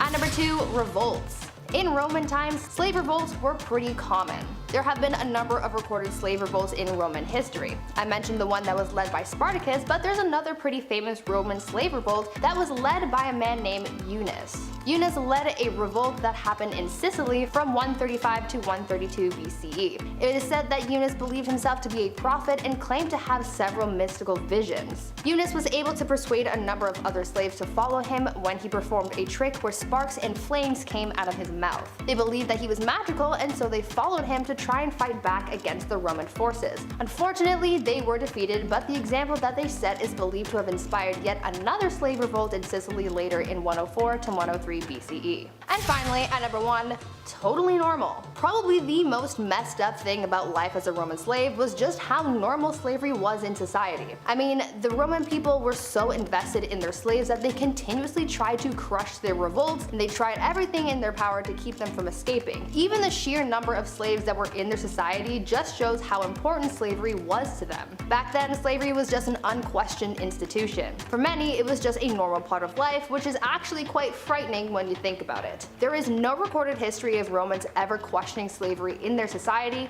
and all economic, legal, and social forces in Rome at this time worked hard to try and preserve slavery as part of their society. To the ancient Romans, slaves were seen as the direct opposite of free people, which they believed was a necessary balance that they needed in their society. They never completely got rid of slavery either. Though they did try and create new rules and laws to make life as a slave more bearable, they were still bought and sold into servitude and were seen as property and lesser people. At number 10, population. It's pretty messed up just how many slaves there were in ancient Rome. In their society, wealthy people owned dozens, if not hundreds, of slaves to do their menial work. In ancient Rome, anyone could be sold into slavery. No matter your race or background, if you could work, you could be bought and sold. Historians believe that about 90% of the free people in Italy by the 1st century BCE had ancestors who were slaves. At one point, the Roman Senate debated having slaves wear uniforms to be able to distinguish them from the rest of society, but they ultimately decided against it split when they realized just how many slaves there were. One ancient Roman politician once said, quote, "It was once proposed in the Senate that slaves should be distinguished from free people by their dress, but then it was realized how great a danger this would be if our slaves began to count us." End quote. They literally couldn't afford to let the slaves know how many other slaves there were, because if they would have known they outnumbered the other members of society, this could have led to a revolt. I mean, there were slave revolts regardless, but we will get to that later. At number 9, lifestyle. Ancient Roman slaves experienced different lifestyles and living conditions based on a number of factors, often linked to their occupations. Slaves who didn't have a specific skill or trade were often used in mines and agriculture, and those were the harshest conditions that they could have been subjected to. Oftentimes, they were literally worked to death, and since they didn't have any human rights in the eyes of the Romans, they were often overlooked and simply replaced. On the other hand, household slaves received more humane treatment. They were treated better by their masters, and sometimes they were able to get some money in order to buy their freedom. If they were able to buy their freedom, the slaves would become freedmen, which was a social class between slaves and free people. Before we continue discussing the hard lives of slaves in ancient Rome, make sure you guys smash that thumbs up button if you're thoroughly entertained so far, and maybe even consider subscribing to the channel to see more videos like this one.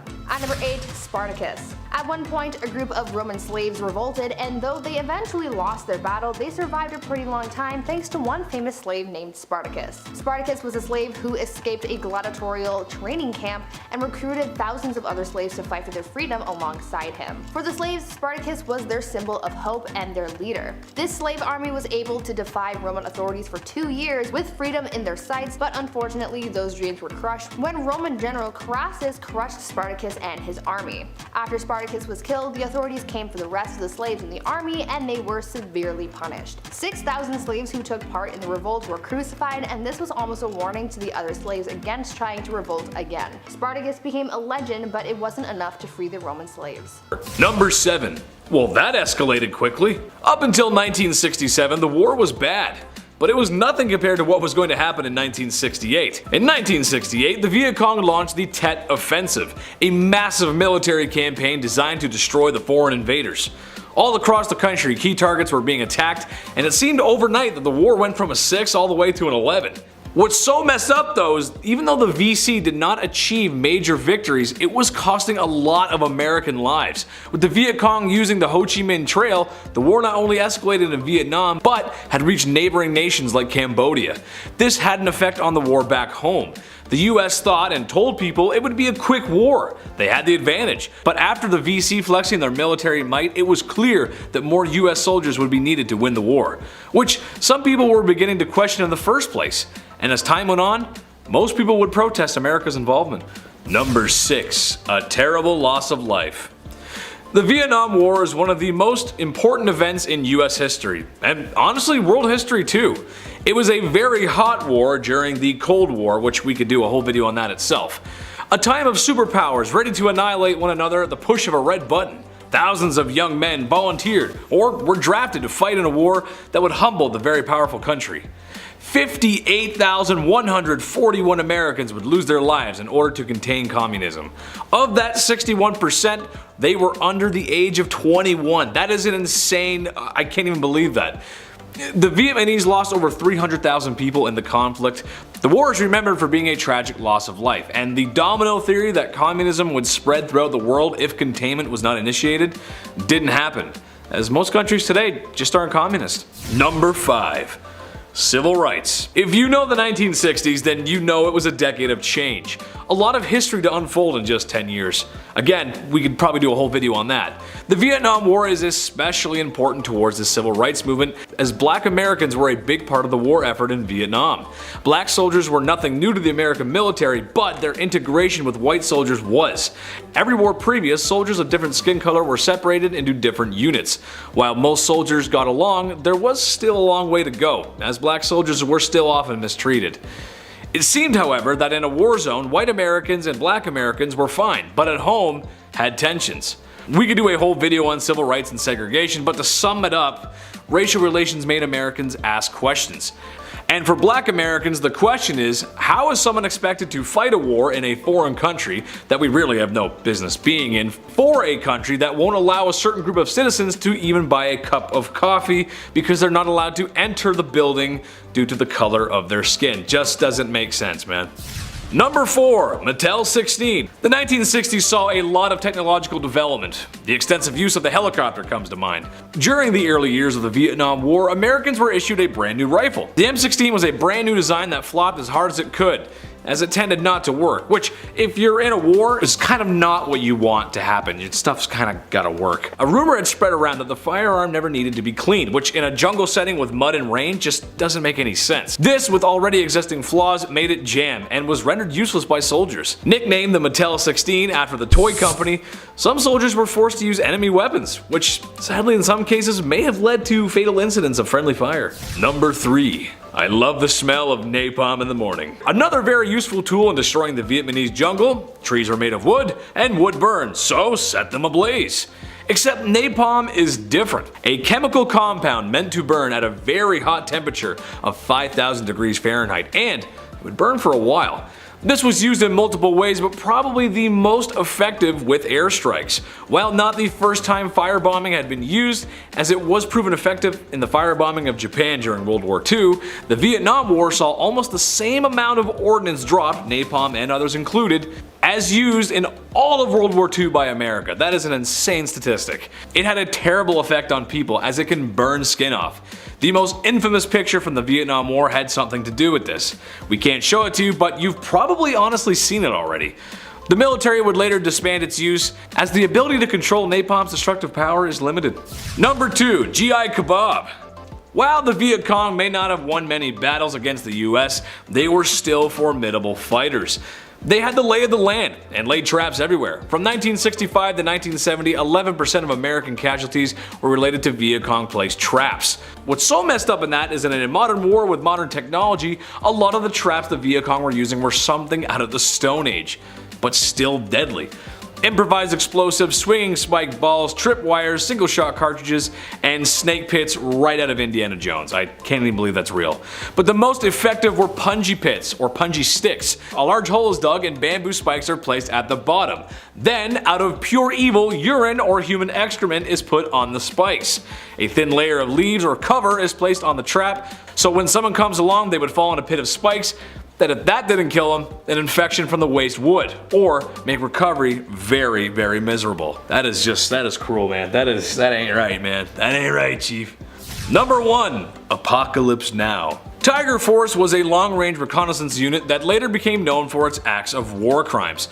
Not sure if there could be war crimes when everyone's doing naughty things, but okay. To quote Martin Sheen in Apocalypse Now, charging someone with murder around here is like handing out speeding tickets at the Indy 500. And like a scene right out of that movie, the members of Tiger Force had a tradition to make necklaces out of ears. I'm going to say that again.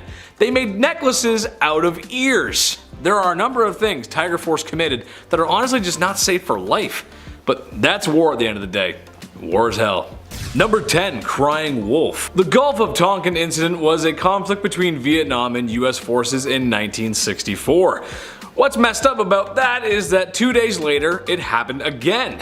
Actually, it didn't. Big prank. The second incident was fabricated by the US just to justify ramping up their presence in Vietnam. Sadly, it worked, as the next 8 years in Vietnam would end up being a total snipe storm for the US, as they would encounter problems abroad and at home. Thank goodness this is the only time the American government would ever lie about anything ever again, right?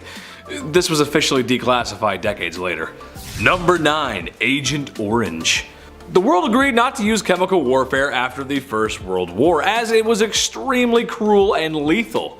So, you might be surprised that America used chemical weapons during the Vietnam War. Agent Orange, brought to you by the Dow Chemical Company, was a herbicide and defoliant dropped and sprayed from air vehicles to cut down the thick jungle brush. Viet Cong soldiers were excellent at living off the land and concealing themselves in the jungle. Bad guy hides in jungle, you remove the jungle. Makes sense. The chemical was extremely effective, but what's so messed up was the negative health side effects. Soldiers that were exposed to the chemical developed cancers years after the war. But what's even more crazy is how it affected the Vietnamese people. It created children with really bad health defects, and to this day there are many people who live with ill side effects of Agent Orange. That's just not right, man. That's wrong. That is so wrong, dude. Number 8. French Indochina. The US was not the first superpower trying to tame Vietnam. Vietnam used to be called French Indochina, and it used to be a colony of France. And when they no longer wanted to be a part of that, France came down to give them a piece of their minds. But you can probably guess how that went, considering the US was there 20 years later trying to do the same thing. While France was trying to keep a colony and the US was trying to stop communism from spreading to other countries, Vietnam was trying to fight for its independence, which is ironic for America because that's how they became a country. And yes, I know that the communist movement in Vietnam wasn't great by any standards, but the regime America was trying to put in place was no better. As much as France would have liked to keep Vietnam, times were changing, and there was no victory in sight, with or without American support. At number 7, Satan's incarnate. Back in the medieval age, women were very much oppressed and incredibly misunderstood. I mean, they thought so many women were witches, and as time went on, the criteria for diagnosing a woman with witchitis or whatever got bigger and bigger to the point where literally any woman could be accused of being a witch for the most BS reasons. Back then, people thought that women were Satan's incarnate, and so they were predisposed to sin, and therefore, they had to be witches. Logic, not quite present, but go off, I guess. There were 4 reasons why a woman could be considered part of the devil's posse. 1, because it was believed that women are foolish and gullible, which is why they turned to magic. 2, because women are insatiable when it comes to their carnal pleasures, and so they seek out help from the devil to satiate their needs. 3, because women talk a lot and we speak lies apparently. And 4, because women are weak, and the only way we can seek revenge is by using magic powers and spells. Now what in the balls is this all about? I don't know. Maybe men in medieval times were just jealous that they couldn't kiki it up with the devil, or because they knew deep down that women run the world. Number 6. Nosy neighbor. If you were a man back in the Middle Ages and you had an affair, well, you would have to pay a fine. And then that's it. You would go back to your life. But if you're a woman, like everything else on this insane list, it was so much worse. Affairs happen a lot, okay? It's normal. Remember that Ashley Madison scandal back in 2015? It sucks, but also it's not surprising at all. This isn't news to us.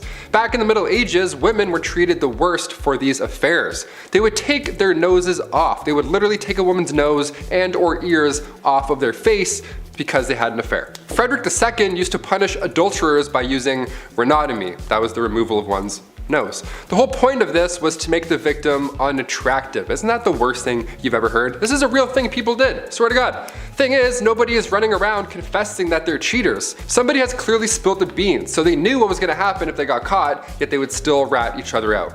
Meanwhile, the guy just pays a small fee. Snitches get stitches. Just saying.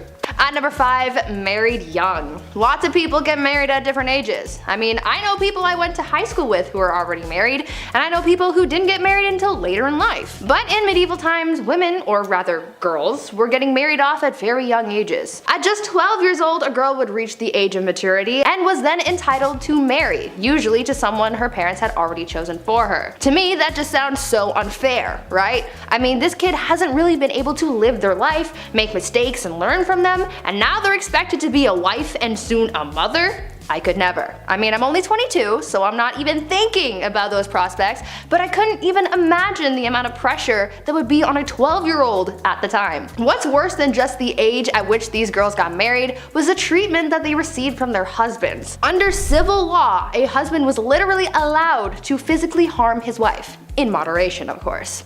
It was actually a medieval tradition for husbands to, quote, treat his wife as a pupil and teach her manners. As you could imagine, this made a lot of wives really mad, and so many wives offed their husbands. But things rarely got better after that, because if they were caught, they would be sentenced to burn at the stake. Note to self, don't get married in medieval times. Number 4, the walk of shame. We've all heard the term walk of shame at some point, but what does it really mean? And also, where did it originally come from? Well, it was originally referred to as a skimmington or rough music. And no, it doesn't mean they would blast Slipknot this whole time. This was done to wives who were bossy or overbearing. They would be forced to walk through the entire town barefoot. All those crooked, horrible stone roads, ankles just toast. It was horrible. They would also be scantily clad too, because Why not? Because men are making the rules, that's why. And as you guessed it, crowds would be waiting outside, all prepared to bang pans and yell horrible things at her. I guess these dudes just never had jobs. I don't know, they were just always on standby, ready to yell at a lady walking by through town, bare feet, all because she was deemed too bossy. Okay. If you're wondering who exactly is responsible for these public humiliations, the court. The official court. Judge Judy back in the day would be like, yes or no, did you raise your voice? Okay, case dismissed. Take your shoes off, we're done here. What a joke. At number 3, ladies of the night. Sometimes you gotta do what you gotta do to get that coin, right? We all have our side hustles and dead-end jobs to be able to afford rent and whatnot. And sometimes we're not exactly proud of the work that we do to make money. It was the same back in medieval times. People had to find any means to make money, and for a lot of women, they used what their mama gave them to support themselves and their families. One of the more positive sides of life for women in medieval times was the fact that being a woman of the night was actually a recognized profession. Later on throughout the times, this profession would be deemed illegal, but in medieval times, it was as common as being a baker or something. These women were actually considered to be merchants because they sold their bodies as if it was any other sellable good. Being a woman of the night was such a common and widespread profession that nearly every town in medieval times had a brothel, even in towns with small populations. So yeah, maybe they didn't have that big of a marketplace, but they no doubt had a place where you could go see some quality mommy milkers. Number 2, grand theft witchcraft. If you were a woman in the Middle Ages, you were accused of being a witch pretty often. They thought women communicated with the devil, like Bree mentioned earlier, just because some townsfolk with 3 teeth said so. Great, thanks Abe. Good job, good report. The punishment for practicing witchcraft wasn't a heavy fine like guys who cheated, but they would be burnt at the stake. This was popular in Scotland along with drowning. Those are the 2 big ones. Remember earlier how I said women would sometimes be dipped into a river or a pond? Well, they would also sometimes just be left there. It's called witch dipping, and depending on if she floated or sank, that's, you know, witch or not. The dumbest thing I ever heard. If you were charged with treason or witchcraft, that was the ideal punishment, because it surely beats burning to death in front of an entire village. This all got out of control come the start of the 17th century with the Salem witch trials. That's when people were like, you know what, I think this is wrong. I think we should stop, let's put this torch out, I think we're good. That's when 19 people were executed for being witches. God forbid you knew how to do bedmas in the Middle Ages. Also, that's a lot of coordination to get that many townsfolk together and be like, okay, you need this, how many people are standing here? Almost like you would use basic math to figure that out.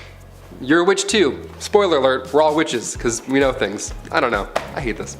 And finally at number 1, crimes of the heart. For some unknown reason, people were really out here in these streets in medieval times trying to accuse women of everything. Witchcraft was a common accusation, but the other common crime that women were often accused of was adultery.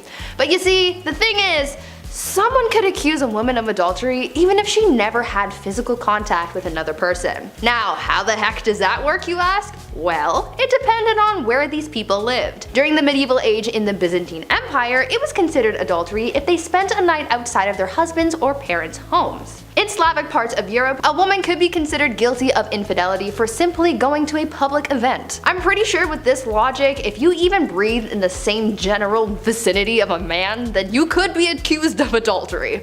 I mean, what the F is that up? The only bright side, I guess, is the fact that when it came down to punishments for adultery, men usually got the worst punishments in comparison to women. However, they would be accused of this crime way less often than women, so I guess in a way we still got the short end of the stick. Damn it. At number 10, human sacrifice. If you know anything about Aztec civilization, then you're probably familiar with their sacrificial practices. Human sacrifice was a huge part of Aztec culture, and there are a number of theories to explain why these rituals were so important and happened so frequently. It is believed that the Aztecs practiced human sacrifice as a way to repay their debts to the gods, or as a display of political power. It really just depended on who was being sacrificed, which is honestly a little bit scary when you think about it. These rituals were a big deal to the community. It would involve a large gathering of people at the sacrificial temple. A priest would stand at the top of the temple with the person being sacrificed, and they would use a ceremonial knife to make an incision along the abdomen, reach inside and pull out the person's heart while it was still beating. They would then place the heart in a bowl and then push the person down the temple stairs. What makes this more intense is the fact that those in attendance would also hurt themselves as part of an auto-sacrificial ritual. Imagining all of this happening at once is quite mysterious and a little scary if I'm being honest. At number 9, capture. Usually in warfare, especially in ancient times, the goal was to eliminate your enemies, so to speak. You go out there and you get rid of the threat. For ancient civilizations like the Greeks and the Romans, the amount of kills that you had determined your success as a warrior, but things were different for the Aztecs because they didn't rate your skill as a warrior on how many kills you had, but rather how many captures.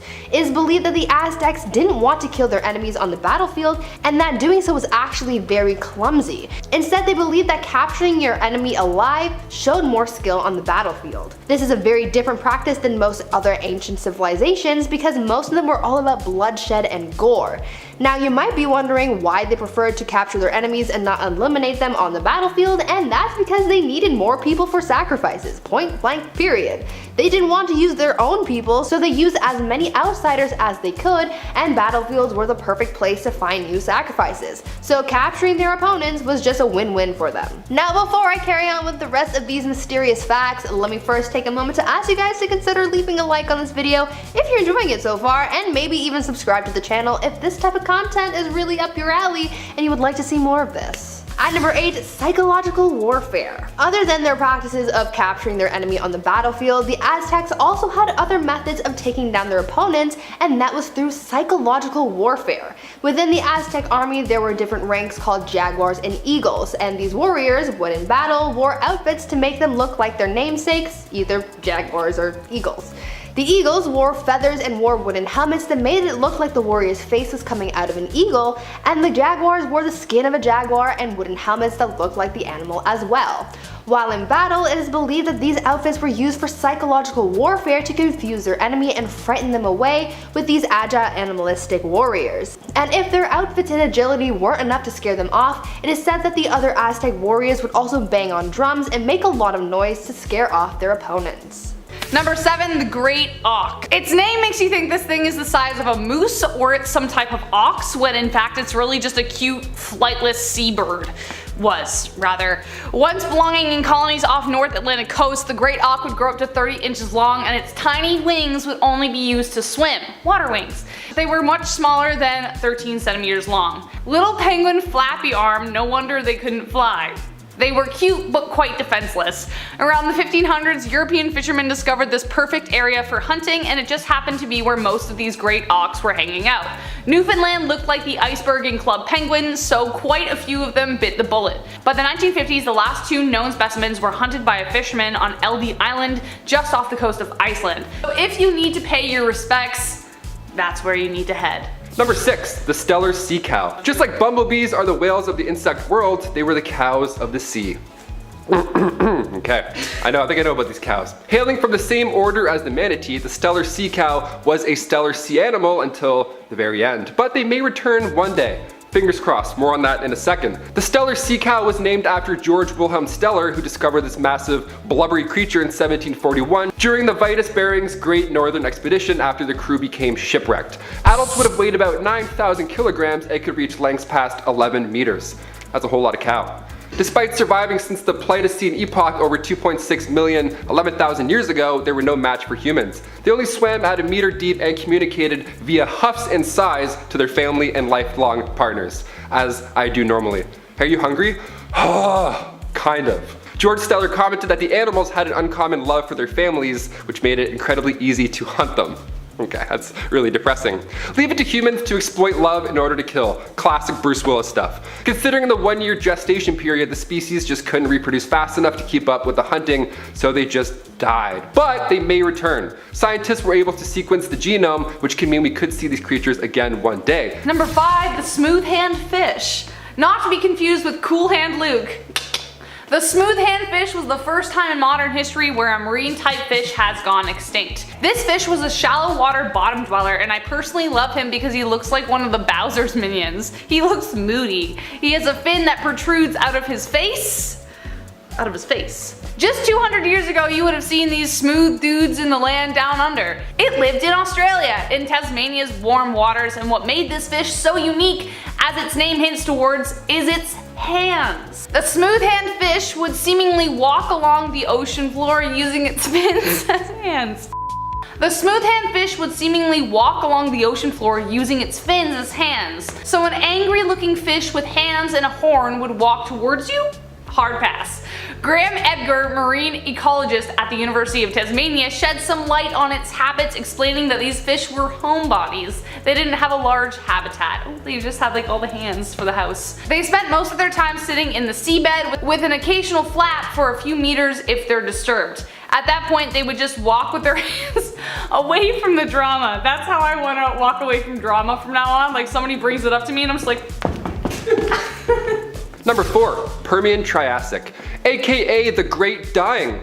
Okay, what a nickname, love it. And one of the most mysterious extinction events on this list. Let's talk about it. The Permian Triassic extinction event destroyed the vast majority of life on Earth over 250 million years ago.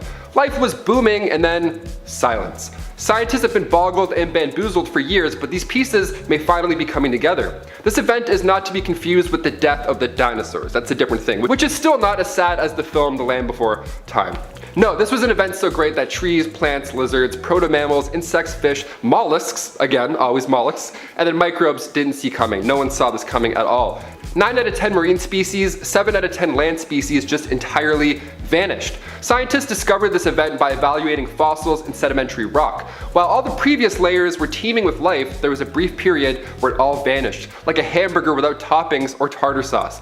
Gone in 60 seconds. Just a smooth burger, nothing's getting in the way of that. No tartar sauce dripping down your shirt. Absolutely. That's how fast it went. There are 2 explanations in the running. One was that it was due to a massive volcanic event, and 2, of course, an asteroid. But so far there have been no traces of either. One hint is the massive anomaly in Wilkes Land, Antarctica. NASA spotted gravitational changes which indicate an object of immense size sitting in a 300-mile wide crater. A massive object over 151 miles across and dives about 2,700 feet deep beneath the ice could be the massive rock that reset the world 250 million years ago. Or, I know what you're thinking, could also be aliens. We're 50-50 here, we're trying to figure it out. Number 3, passenger pigeons. Commonly confused with the mourning dove, the passenger pigeon once ruled the skies over Canada as recently as the 19th century. They're quite similar to the pigeons we see today, only instead of being aggressive and covered in mustard, they were quite graceful. Billions of these orange beauties painted the skies, and rumor has it they would fly in flocks so large it would block the sun out for a couple hours. Flocks that block. But only a few decades passed and the passenger pigeons are no more. What happened? The very last passenger pigeon was Martha. Oh, Martha. She passed away in the Cincinnati Zoo in 1914, so we took a look at her DNA to see if Martha held any secrets to their extinction. They discovered Martha had a low genetic diversity for such a growing population. Natural selection and hunting eliminated arguably the coolest looking bird out there. Number 2, the 6th extinction.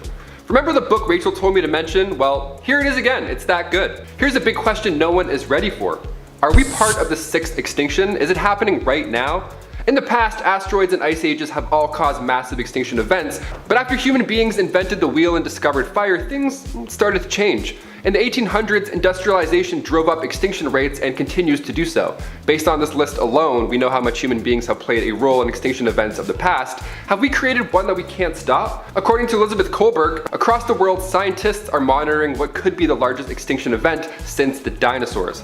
That's right, the way human beings interact with the environment and affect biodiversity could be more deadly than an asteroid hitting the Earth. Come on, we gotta wake up. With an ever-climbing list of endangered species, Kohlberg and the world asks this question. Could this be mankind's lasting legacy, and is it too late to change it? And next up we have the Dunkleosis. Now it may sound silly because it has the word dunk in it, but this ancient fish did not shoot threes. It actually shot its head at you into self-defense at 50 milliseconds a jab. The Dunkleosis was a 34-foot long armored fish that came from the Devonian era. Its fossil was first discovered in 1867 by Dr. David Dunkel. He of course named it after himself in Dunkel fashion.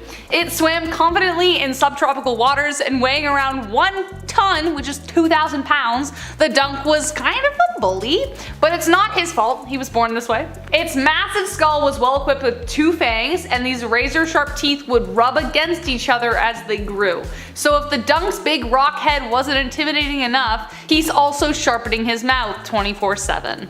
As for diet, the Dunk would use those fangs on anything that crossed its path during their coral commute. They would eat fish, sharks, and dare I say, other Dunkleosteid. Cannibal fangfish for the win! Luckily, these guys aren't around anymore. They all went extinct around 360 million years ago during the Devonian extinction. For a scary look fish, it has a rather sweet name. Shout out to David Dunkel, thanks for all your hard work. Number 10, we will get out of lockdown. I don't know, maybe? We'll see. I think so. I'm starting this one as number 10 because I literally cannot believe we are here. I just got my second dose and it was officially 2 weeks last Friday, so hugs are a-coming, and I remember feeling even a few months ago that this would never happen. Researchers estimate that over 9.5 billion doses of the vaccine will be administered by the end of 2022. That means that for weddings, school, restaurants, libraries, work without masks is going to be in our future. With the Delta variant still at play, there is the possibility of other precautions being put in place, but still, if not by 2022, then eventually. The vaccines can protect against it, so as long as we keep doing our part to keep each other safe, we are on the way, babies! I'm gonna hug so many people! Maybe even you. Or you, Chris. Number 9, the Sagrada Familia. One of the largest and longest construction projects will finally come to an end. Antonio Gaudi's masterpiece began construction in 1882 and has had nine architects take over since. It is called the Sagrada Familia Church and is located in Barcelona, Spain, or Badalona, as they say in Vicky Cristina Barcelona. I love that. Badalona? Jordi Folli and his team will be the last people to ever work on it. The pure extravagance and luxury of this building is overwhelmingly breathtaking, but why on earth has it taken so long? Well, the original architect died in 1926, there was the Spanish Civil War, the original project was destroyed, and lack of funding. The majority of the project was privately funded and subsidized. The designs that Gaudi laid down are also incredibly complex, with each layer and brick containing intricate details. He wanted to build the highest church in the world, and that it will be, with the central Jesus Tower reaching 172.5 meters. But finally, after 150 years of construction, the church will finally be complete in 2026. If everything goes well. You never know. As we found out in the last 2 years. You just never know. Number 8, the triple Jovian eclipse. Some really cool things have already happened these past few months, and there's plenty more to come, so don't you worry. The next Jovian eclipse is set to happen in 2032. What is that, you ask? Well, 3 of Jupiter's largest moons, Io, Ganymede, and Callisto, will align across the planet's surface like a couple of cool space polka dots. Yeah, we'll call them that. Jupiter has 16 moons in total, and the 3 mentioned are among the biggest in its orbit. The last time this happened was in 2004 and was caught on the Hubble Space Telescope by some miracle. The event happens so quickly, and this time scientists are hoping to capture the event in sharp detail, so stay tuned. Watch your Google. At number 7, insane weapons. The Aztecs were some bloodthirsty people, as you could imagine. I mean, unaliving people was part of their everyday practice, so you could imagine that they would have come up with some pretty brutal weapons to take down their enemies, right? Well, let me tell you about one gnarly weapon that the Aztecs called hungry wood because of how bloodthirsty this thing was.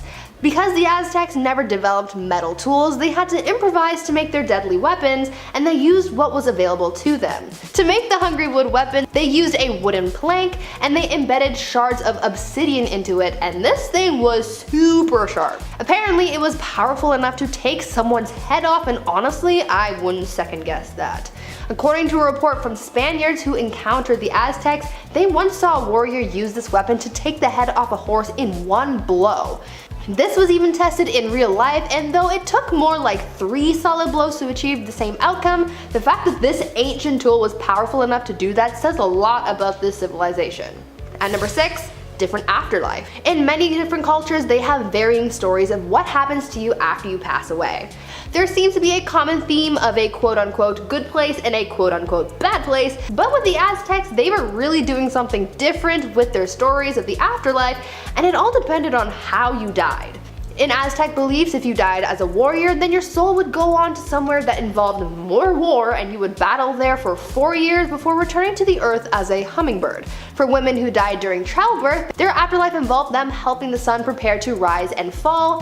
For those who died of some kind of sickness, they went to an afterlife that had an abundance of food. And for those who simply died of old age, then they went through a trial and their souls had 4 years to pass through 8 levels of challenges, some of which included climbing an obsidian mountain and passing through an area of beasts who eat human hearts. And if they made it to the 9th level, then they would finally find peace.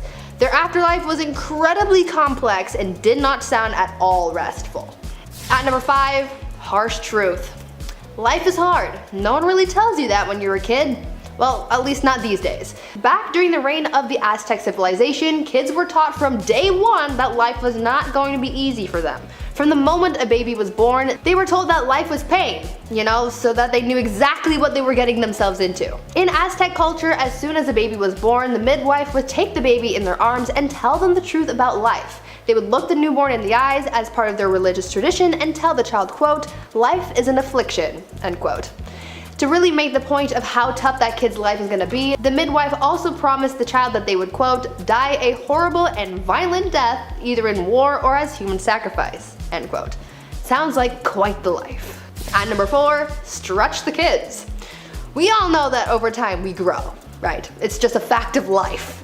We start off as little babies and we grow into big adults and whatnot. Well, the Aztecs kind of knew this, but didn't quite understand the whole concept of growth. They knew that people grew, but they thought that it was a manual thing and that they had to stretch their kids by hand to make sure that they grew to be big and tall. And no, I'm not making this up. They actually stretched their kids. In their culture, Aztec parents would hold ceremonies called the stretching of people to make them grow. I know, catchy name, right? During this stretching ceremony, they would take the kid by the neck and just dangle them in the air, letting gravity do its thing, and then they would move on to pulling on their arms and legs to stretch them out a bit to make sure that every part grew evenly. I have no idea where this thought to stretch their kids came from, but I do know that Aztecs were obsessed with making sure that their kids grew tall. So I mean, if pulling a Stretch Armstrong on little Timmy helped him grow an extra inch, then to each their own, I guess. At number 3, discipline. This is probably one of the wildest forms of discipline I have ever heard of, and I would not recommend that you try this on your own kids because this is absolutely brutal. But then again, the Aztecs were some pretty brutal people, so it's only fitting that they start off at a young age. Aztec parents did not take any kind of lip from their kids. No one was misbehaving on their watch. Now, the disciplinary actions that the kids received varied depending on their age. If they were under the age of 11, then the naughty children would be poked with spines from a cactus, and if they were really bad, then they would be covered in those spines. But for kids over the age of 11, their punishments for being lazy or misbehaving were so much worse than being poked with cactus spines. Instead, they would hold their kid over burning chili peppers in a fireplace, making them breathe in the fumes. This was a very harsh punishment, but that was the life of an Aztec. Harsh from the get-go. At number 2, mandatory dance party. Another pretty odd thing that the Aztecs did was they held mandatory late-night dance parties. Yeah, they basically had raves that everyone had to attend. This all-night dance party was essentially the only way that young Aztec boys and girls could socialize, because apart from these social gatherings, they were separated at school. These dance parties gave them a chance to socialize and also learn about their culture, as it gave the adults an opportunity to share stories with the youngest generation of Aztecs. They would spend the whole night learning about religion and philosophy through songs played at the dance party. And the young Aztecs would also learn to flirt with one another since it was their only opportunity to. I think that out of all of the weird facts about Aztec culture, this is actually pretty cool because I've never heard of a culture having mandatory dance parties before. That's actually pretty awesome. And finally, at number 1, skull racks. Now moving on from something groovy to something rather spooky, we have Aztec skull racks. If you were to visit large city centers and temples at the height of the Aztec civilization, then you would have been greeted by a rather scary sight. Racks upon racks of human skulls estimated to be as large as 200 feet long and 100 feet wide. These racks featured the skulls of thousands of sacrificial victims. These racks were there to honor the gods to whom these victims had been sacrificed, as well as to demonstrate the city's power. I'm sure that if you walked into a big city and saw thousands of skulls lined up like that, you would be a little afraid too, right? The Spanish conquistadors were certainly frightened the first time they set eyes on the skull racks, and they documented every frightening emotion, making sure that we all knew just how frightening the Aztecs really were. Kicking off the list at number 10, the golden toad. Scientists usually use frogs as a diagnostic for how things are going to go on our planet. And the answer is not good. Usually it's not good. Especially not for the froggy woggies. Amphibians breathe through their skin, which I gotta say, one, gross, but it makes them extra sensitive to changes in their environment. The golden toad extinction event happened pretty recently and very quickly. In their native home of Costa Rica, it was considered a good omen, or lucky if you saw it, but then sightings of this shiny dude became less, and then poof! 1987, these tiny little guys started to disappear one by one. Like the dreams we had as kids, almost, some would say. The local population was ill at ease, and they had good reason to be. Alongside the golden toad, nearly half of all frogs and toads also started dying within a 30-kilometer range. And even stranger is that the area was free from human intervention, which led scientists to conclude that the cause was related to, you guessed it, climate change. As the temperatures rose, the frogs became more susceptible to the chytrid fungus, which decimated frog populations worldwide. And in 1989, the golden toad was the first species to become extinct as a direct result of climate change. Sad stuff. Rachel recommends reading The Sixth Extinction by Elizabeth Kolberg because, well, it's a good one, so check it out yourselves. Number 9, the Peanut Island tortoise. When the Mayans said the world was going to end in 2012, they may have just been onto something. We lost the last peanut giant tortoise back in 2012, and his name was Lonesome George. His name was Lonesome George. I'm gonna be the first to cry on this. And for decades before his passing, scientists were trying to get him to mate with females of a similar subspecies, but he just wasn't feeling it. To be fair, look at him. The guy looks exhausted. He looks like he needs 3 coffees before swiping right on mating apps. Lonesome George and his wrinkly-necked friends.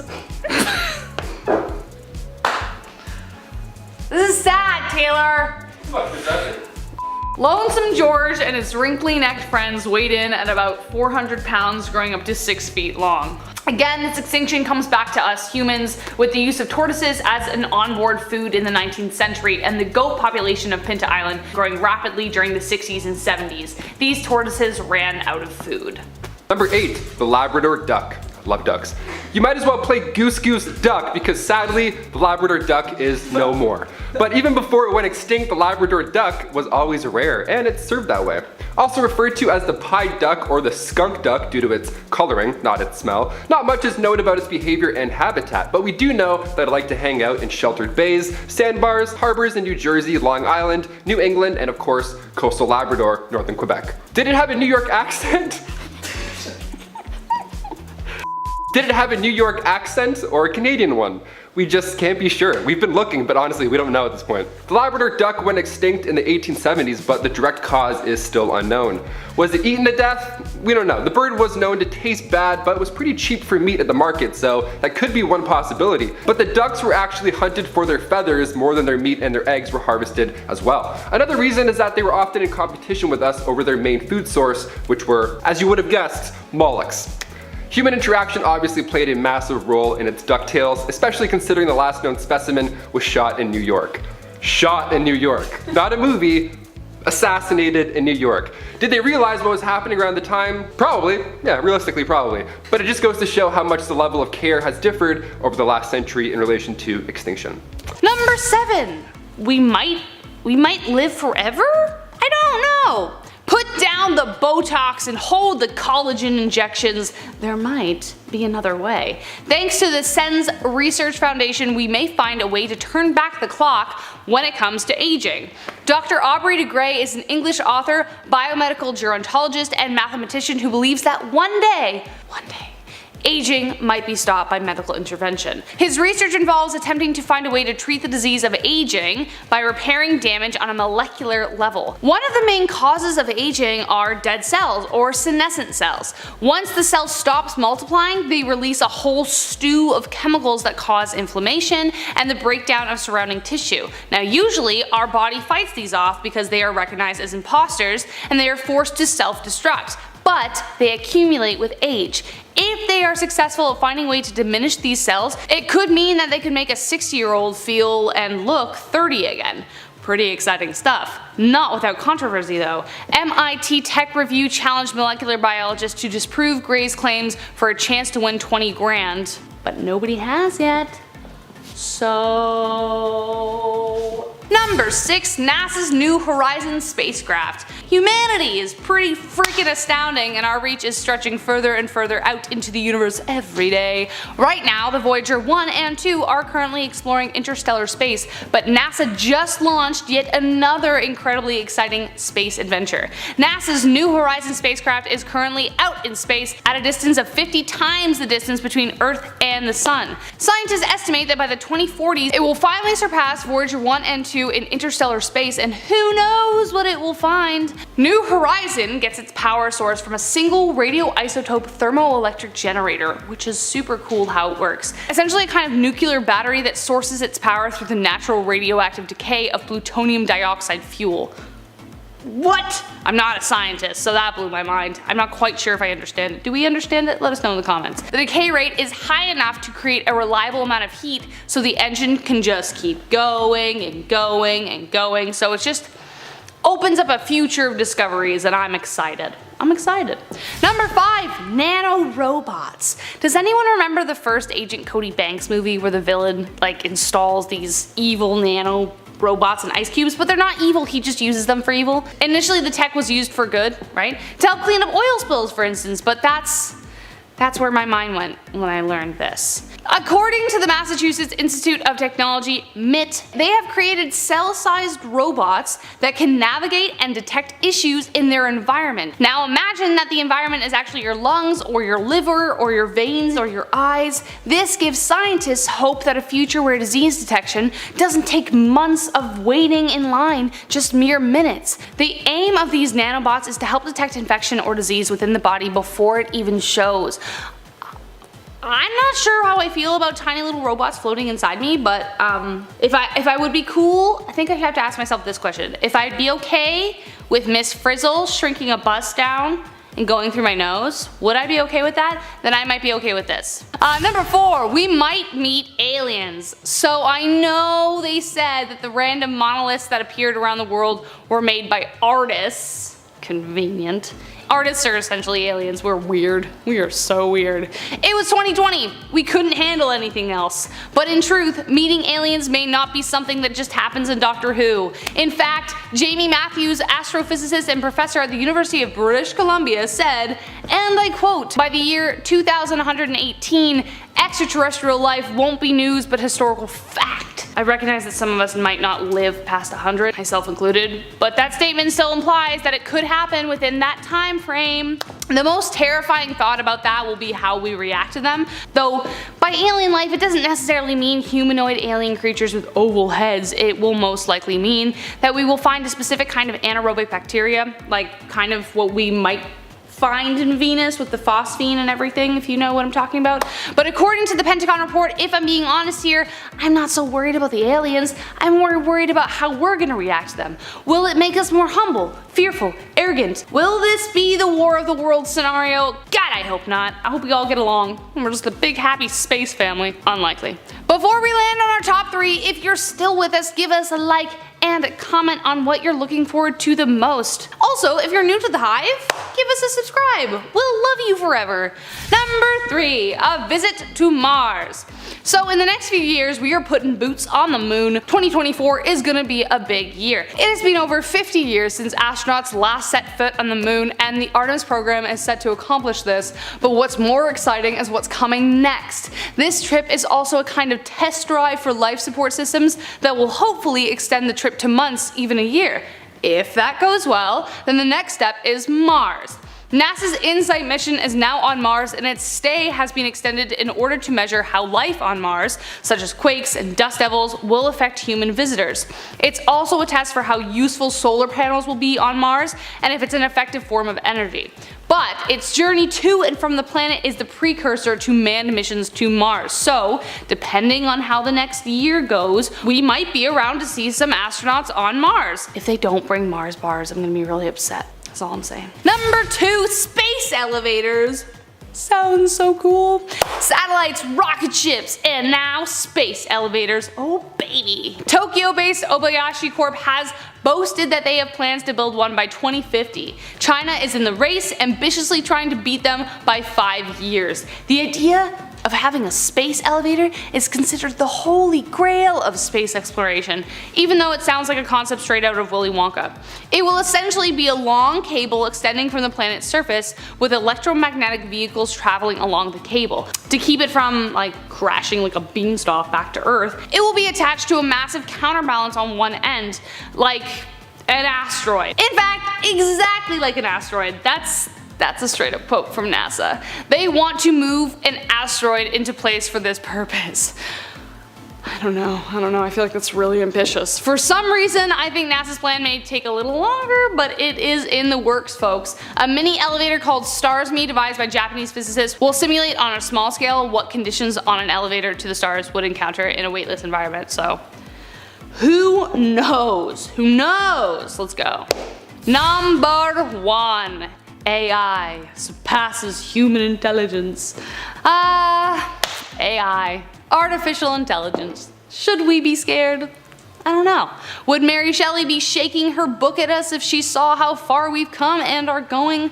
From apps that anticipate our needs to robots doing TED Talks, AI is here, and it ain't going anywhere. In May and June of 2016, Yale University and Oxford's Future of Humanity Institute took a poll of hundreds of industry leaders in order to answer just one question: will AI surpass human intelligence, and if so, when? Their findings? Well, it looks like the consensus is that AI will be as capable, if not more, than humans in most tasks by 2060. Add another 76 years and experts think that AI will take over all human jobs. That sucks. My first job was at Wendy's. Imagine a robot serving me? They pretty much already do. The results are based on 352 experts who responded, though I'm pretty sure there is some flux in that. We've been wrong about a lot of things before. Maybe we are about this one. Who knows? Number 10, Elizabeth I. Good old Queen Bess is one of the most remembered queens in the British monarchy, male or female. She's a pretty big deal. Elizabeth loved to make her fellow male nobles fall under her spell. She was witty, cunning, and very well liked by her court. However, one of the things that earned her some enemies was establishing a Protestant England. Her sister Mary, her predecessor, fought very hard for the opposite. She was very Catholic, and we will get to how bloody that was later, but Queen Bess a lot of people off, especially Spain. She was supposed to marry the Catholic Spanish king after her sister passed, but she turned him down. This led to a conflict between Protestant England and Catholic Spain, but her navy defeated the Spanish Armada in 1588. Mary, Queen of Scots, laid claim to the English throne and was one of Lizzie's greatest internal threats. Mary was a Catholic, which made all the Catholics of England back her. Mary was also presumed to be behind several assassination attempts against the Queen. Finally, Queen Elizabeth had to take action, and after keeping her cousin hostage for 20 years, she finally had to have her executed. And we'll talk more about her later. Number 9, Catherine the Great. So Catherine the Great was called the Great for a reason. She was a pretty epic woman by most accounts. She even had one of the first vaccines, which is pretty crazy. Though she wasn't actually born in Russia or even Russian at all, Catherine was not content to go down in history quietly. She considered herself an enlightened ruler, and history tends to agree, with aims of prioritizing education for the people. She had many lovers, and there is enough evidence to suggest that the son she had was illegitimate. Peter III of Russia was hardly the man Catherine intended on marrying, and later planned a coup against him, which resulted in her position of power. However, the coup did turn bloody when on July 17th, Peter died under mysterious circumstances. There isn't proof that she was directly involved or even knew about it, but it cast a dark shadow over her reign for the rest of the time. Number 8, Grace O'Malley. We've got enough traditional royalty on this list that we definitely need to spice it up. Enter Grace O'Malley, the Pirate Queen of Ireland. Pirate Queen! What a title. Definitely considered unholy behavior, Grace abandoned the traditions of women of the time and fled to the sea. There, she took on the waves and perils of Davy Jones' locker with a legendary ferocity. She was born into the clan O'Malley around 1530, around the time of Henry VIII's rule over England and Ireland. Clan O'Malley was a notorious seafaring clan and ruled the southern shore of Clew Bay, Achilleland, and most of the barony of Murrisk for over 300 years. Grace was really well educated and could even converse fully in Latin, Spanish, Spanish, Scottish, Gaelic, and French. She was not one to be refused, and after spending years fighting the British, she finally met Queen Bess, and not only did she speak Latin to her, but she refused to bow as she was considered a queen herself by that point. Number 7. No objections. So obviously, with a lot of people marrying willy-nilly, a lot of marriages mostly made people miserable. Maybe. Enemies to lovers is my favorite book trope, so who knows how spicy things actually got. I hate you, I love you, next day, I don't know. But the famous line, "speak now or forever hold your peace," only got introduced in 1215 to try and flesh out drama before they couldn't go back. In the Middle Ages, drama, discovered after marriage vows were exchanged, caused major problems since divorce wasn't easy or, accepted. We will get to that later. For instance, Joan of Kent, who was known for marrying Edward the Black Prince and mothering Richard II, had a secret marriage when she was 12 years old. She didn't get approved. In her early teens, she was married to an aristocrat, but the secret marriage was discovered after 8 years. The papal court had to overturn it and return her to her knight. He died 11 years later, and it was after that her cousin Edward married her. Wouldn't it have been nice to know that little detail before she married the aristocrat guy? Yeah, probably would have saved a lot of heartbreak. Hence why the "speak now or forever hold your peace" was introduced.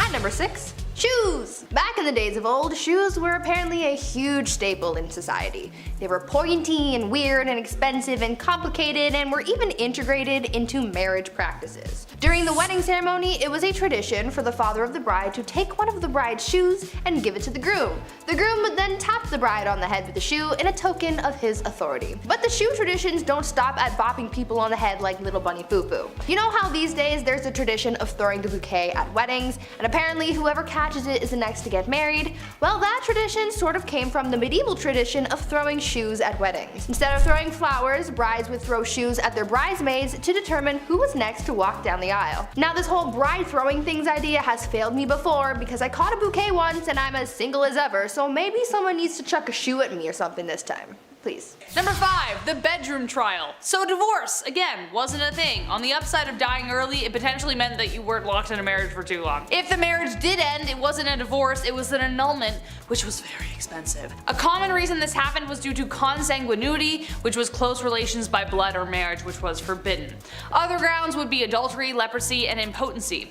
Also failure to concede to the marriage debt, which was the obligation for both spouses to engage sexually. It actually didn't matter where this happened, you had to do it even if it was in a church. It was a big deal. Enter the bedroom trial. Court cases from the 14th century show records that bedroom trials took place that would determine whether a marriage should continue. The bedroom part is exactly as it sounds. The man and the woman were placed in a bed together and were to be watched by the wise women for several nights. If over the course of the night the man's member remains of no use, i.e. impotence, then it was determined that the marriage should end. But the wise women were most likely either complete strangers or the groom's grandmother.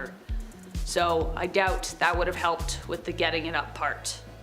Poor guys. At number 4, marrying the country. If you married an entire country, does that count as polygamy? Are you technically married to everyone in the country or just the one country as a singular unit? These are the shower thoughts that I wish I could ask medieval queens, but unfortunately they died a long time ago, along with their marriage secrets and probably some recipes for poison too. Back to this whole marrying the country idea though. Back in the medieval age, when someone became queen, they had to get married more than once. For them, it wasn't just about marrying their spouse, they also had to marry their country. This process was called consecration, and it was something that a ruler had to go through in order to be a legitimate queen. The queen would go through a symbolic marriage to the realm, complete with prayers and a blessing and a ring and a crown. It was essentially like a real wedding, except the groom was a nation of people. Sounds like a happy marriage to me. Yeah. Number 3, the veil. As we have determined so far in our list, love wasn't the primary reason for marriage, especially for nobles, so as a result there were quite a significant amount of arranged marriages. Besides the symbolism of humility and purity, it was also used as a way of disguising the bride entirely. The bride would often be wrapped from head to toe to protect her from evil spirits. This tradition goes all the way back to ancient Roman times. That's one explanation, but during arranged marriages it was more literally used to hide the face of the bride from the groom. So if he didn't like what he saw after he literally unwrapped the package, well, too bad, she's yours now. Eventually veils progressed to being much smaller, but the tradition of revealing the bride to the husband to declare ownership remained a tradition even to this day, kind of, except now it's more romantically idealized. Did you see Priyanka Chopra's awesome veil in that? You know the one. At number 2, long distance marriage. You know how during the pandemic people started having Zoom weddings? Well, in a way, people have been doing something similar since the medieval ages. Back then, a lot of weddings were simply for political reasons, and so a big ceremony was rarely needed. So when two people from different kingdoms were getting married, they didn't necessarily need to be there for the wedding. Instead, they could send proxies and have someone marry their new spouse on their behalf. This would be the legal binding of marriage, you know, the paperwork side of things. But once both parties could finally meet in person, then they would hold a second ceremony with all the pomp and circumstance that you would expect. And yes, it still included the whole watching the consummation thing. Ew. This proxy marriage actually happened to Marie Antoinette, and her brother was her proxy until she could get to the formal ceremony. So now we know that even back then, you didn't have to show up on time to your own wedding, and you could just get someone else to do it. Sounds a little cold to me, but like I've said before, love is dead and it died a long time ago. Mic drop, thank you. Number 1, last but not least, and this is the most messed up, the Lord's Right. This one is definitely the most messed up tradition, and I don't even know how it was justified in the first place. Like, why was it even in place? Someone clearly made this happen so they could piss people off. The last thing anyone wants at their wedding is someone interfering with the wedding night. As we know, people for the most part had to observe the ceremony, but the Lord's Right was something even more horrific. The droit de seigneur was a feudal right that existed in medieval Europe that gave the lord of the land the right to sleep with the bride on the first night of the marriage. That's right, so most often they would take the bride's virginity. Now, just how often this right was carried through is debated, but if your lord had a particular vendetta against you, it wouldn't be surprising. This right could also extend to a lord taking the virginity of every woman in the village, even if they didn't want to get married. It was ridiculous. However, late Middle Age and Renaissance era texts don't clearly determine whether this practice ever occurred. Texts from 15th century Switzerland references the Lord of Mar demanding the right of the first night or a hefty fee. So either you pay for it or I do it. The droit de seigneur was depicted in Mel Gibson's Braveheart, which added to the infamy of the idea, but no physical evidence determines whether any lord actually did it, but it did technically exist. Gross. Number 10, parties of poison. Hindsight is 2020, which I find more ironic than ever since the whole thing that happened and is continuing to happen. Today we know that lead, especially in large doses, is not good. It's poison. But a lot of the pipes that the Romans used in their plumbing were made from lead. Their water had 100 times more lead in it than the water that came from the springs, which means every time they drank water, they were poisoning themselves. Some side effects include behavioral changes as well as weakening organs and vital signs, etc., which may explain some of the more questionable emperor behaviors or the fall of the Roman Empire, because people got nuts. But to add insult to injury, the Romans used to sweeten their wine with something called sapa. Sapa is lead acetate, the sugar of lead, and it's also a salt, which is confusing, and therefore poison. Since Romans could down as much as 2 liters of wine in one sitting, they were slowly poisoning themselves, first with water, then with the wine. Speaking of wine, moving on to number 9, we have You Better Love Wine. If you're a vodka or a beer person, you might not fit in while partying with the Romans, especially if you hate wine. Wine was the lifeblood of ancient Roman parties. Wine was drunk at every stage of the Roman party, but it had to be diluted with hot or cold water. Unlike how we drink wine today, which would be crazy if you were to dilute it. Whoa. It was looked down upon to drink wine in its purest form. It was served out with ladles, usually by naked and attractive male slaves. To heat the water, the Romans used special boilers, but if you really wanted to be bougie, they would add snow to make it cold. Considering they didn't have fridges back then, imagine the lengths they would have to go to keep the snow cold. Beyond temperature, Romans absolutely drooled for calda and mulsum. Calda was great for cold nights. It was kind of like a mulled wine. It was served hot and infused with spices. Mulda was infused with honey and a lot sweeter. I want to try and make both. Maybe I will on my Instagram. Let me know if I should in the comments below. Minus the lead, of course. Number 8, seating charts. If you have ever been involved in a wedding, you know how important a seating chart is. Or like even in school, when you're like assigned desks, it's a big deal. You could end up sitting next to your uncomfortable cousin or beside your smelly Aunt Sue. It could determine whether the conversation flows or it's stagnant the entire night. Ugh, hate that.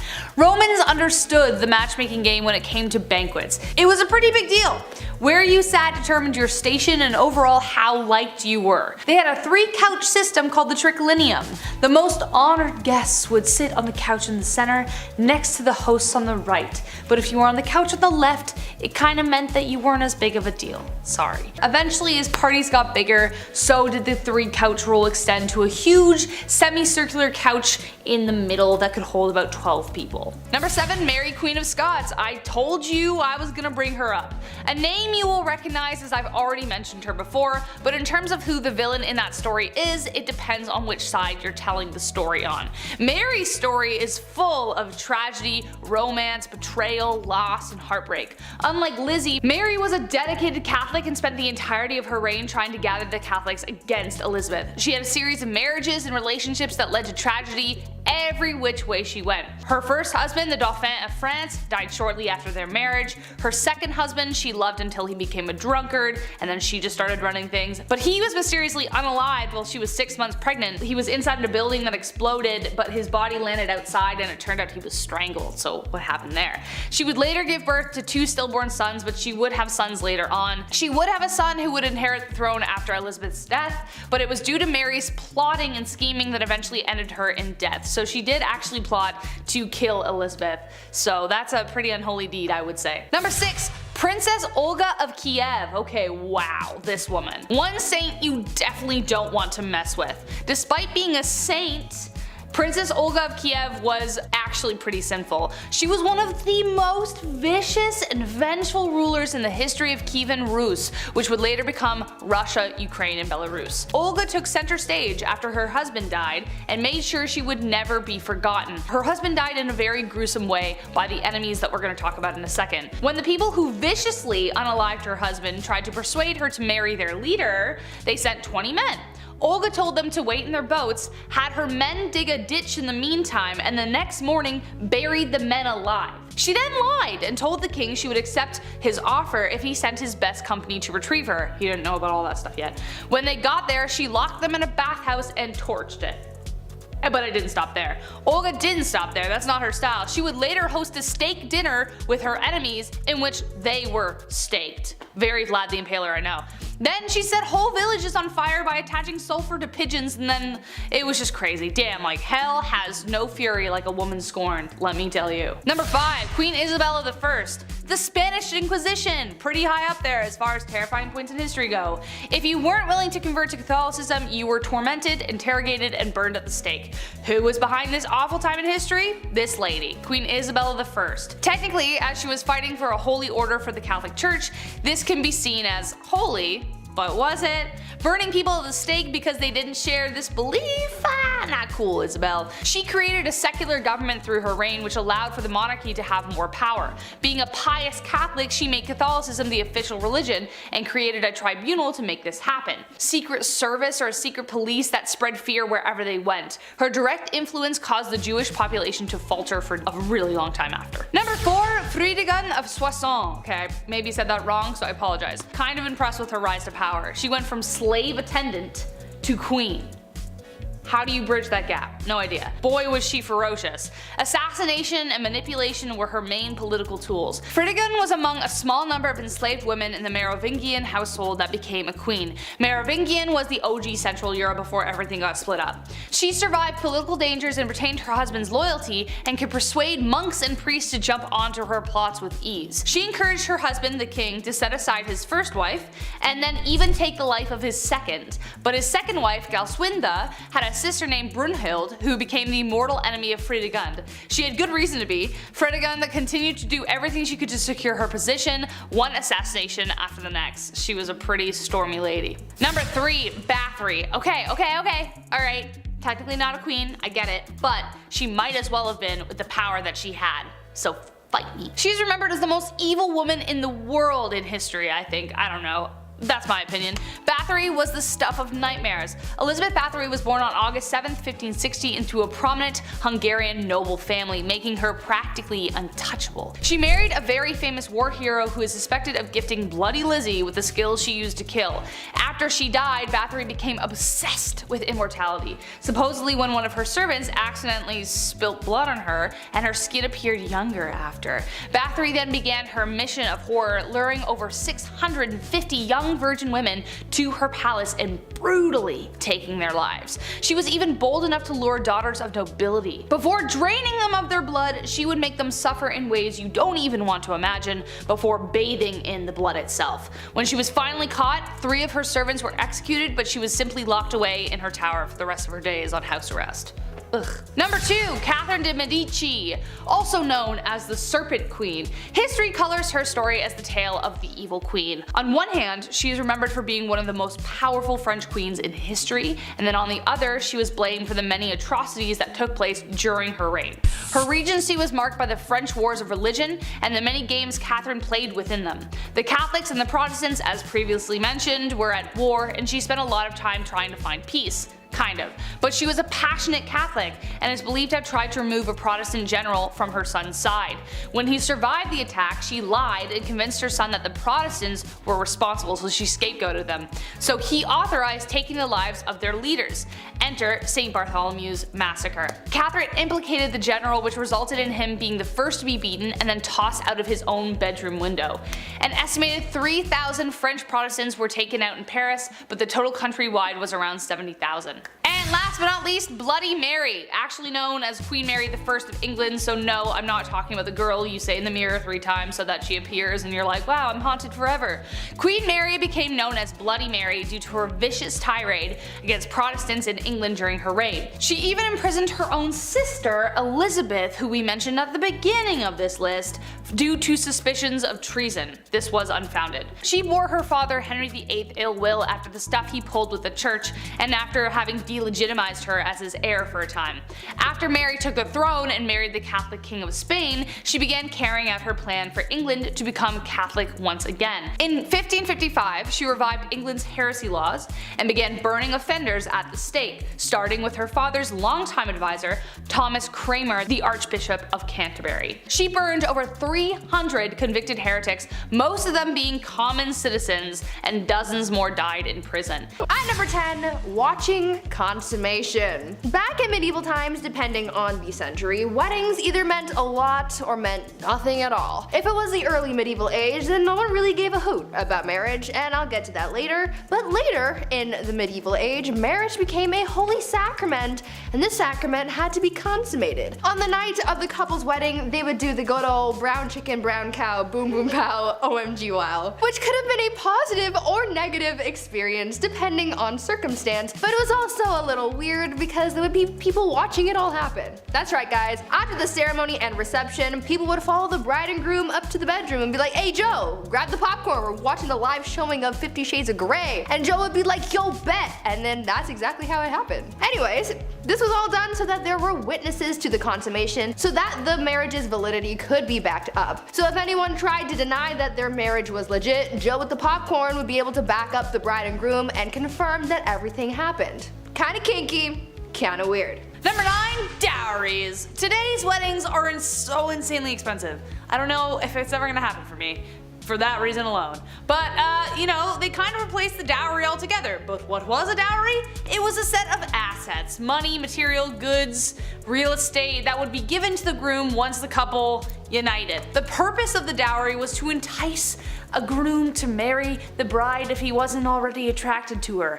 A kind of, we will pay you to marry our daughter kind of vibes. But it also acts as a kind of insurance for the bride. Should the marriage end in divorce, the husband is expected to pay it back. So yes, there were indeed take-backsies if things got really bad. Though considering divorce and annulments were rare and the money really never belonged to her, not the best rule to live by, but the groom would also pay something called the bride price or bride wealth. The groom was expected to pay a sum either in assets or money to secure a lady's hand in marriage. This implied security for the bride and their family. But yes, in both accounts, technically, a bride could be bought and sold for whatever price the family/groom deemed appropriate, so really just a marriage pawn. On number 8, shotgun wedding. Marriage and weddings back in the medieval ages were practiced very differently compared to today. Back then, people started getting married and having kids very, very young. Usually, girls would be married off as soon as they hit puberty, so around the age of 12, and they would start popping out as many spawn as possible because the high infant mortality rate made it very difficult to grow a family. On top of the duty to further the population, these marriages weren't for love. Arranged marriages were the norm back then because it was mostly used to join families for status or alliances, or because your dad owed Billy from down the block a favor and he offered you to his son Billy Jr. Marriage ceremonies were also very different back then. Because marriage wasn't as big of a fuss as it is now, it didn't matter where you got married or how soon. You could get engaged in the morning and be married by lunchtime if you really wanted to. Most people didn't need permission to get married, so they could hold the ceremony anywhere. Marriage ceremonies could be held in places like pubs, in the middle of the street, or even in bed. Because of this, it made it really hard to know who was married and to whom until the 12th century, when it was declared a holy sacrament that must be observed by God. At number 7, long neck style. In many cultures around the world and for many years, having a long neck was considered beautiful, and so many women practiced neck stretching in order to attain this level of beauty. This practice of neck stretching has been most commonly done by wearing metal rings around the neck, adding more and more rings over time. This practice was first seen sometime around the 11th century in Southeast Asia. The theory behind the rings is that they're so thick that they push the head up, therefore stretching the neck, but in actuality, the lengthening of the neck is caused by the rings pushing down on the collarbones. The origin of this practice is pretty much unknown, but it is theorized that it began as a way to make women look more attractive in order to prevent getting captured as slaves, but on the other hand, some people believe that this was a way of protecting people from getting attacked by tigers. Two very different theories, but nonetheless valid. Though this practice began so long ago, it is still a traditional body modification in some parts of the world to this day. At number 6, tiny tootsies. For many years, having the tiniest feet was seen as a popular beauty trend in China. Foot binding was a big body modification practice in China that began in the 10th century AD. It is said that this whole trend started because a court dancer bound her feet, and the emperor at the time, Emperor Liu, really liked what he saw, and soon it was encouraged for other women to do the same. Soon this practice of foot binding became a huge trend, and it became associated with being able to find a husband. The practice of foot binding began when a girl was 5 or 6 years old. They would have their feet put in hot water, have their nails cut short, and have their skin rubbed with oil before having their 4 smallest toes broken, folded over, and tied down. Then their feet would be bent in the middle to break the arch, and the girl would have to walk around like that over time, crushing the heel and sole of the foot. After about 2 years, the foot would be considered ready, and depending on the size of the girl's foot by the end, this would judge how easily she'd be able to be matched with a good husband. This practice continued all the way until the 20th century, where it started to lose popularity. At number 5, long skulls. One of the most bizarre beauty trends from ancient times, at least, was the process of head shaping. This unusual beauty trend caused people in modern times to think that aliens were real when remains were discovered with oddly shaped skulls. Some people believe that we had proven the existence of extraterrestrials, but in reality it led to the discovery of an entire practice of human body modification for the purpose of beauty. The process of head shaping involves putting some kind of pressure on a baby's head so that it grows into a different shape. This was known to be done by using cloth or even boards to create the desired shape. This is one of the oldest beauty trends in history, as the earliest evidence of modified skulls come from Australia and date back between 14,000 and 9,000 years ago. The skulls that were found had flattened foreheads and very prominent brow ridges. This practice also occurred quite often in South America, where skulls with a variety of different shapes have also been found. I'm kind of glad that we don't do this anymore, because I could not imagine going through life with a cone head. I wonder how it would feel to have a head shaped like that. My neck hurts just thinking about it. At number 4, 5 head. Let's go back to the Renaissance for a bit to talk about yet another one of their super strange beauty trends.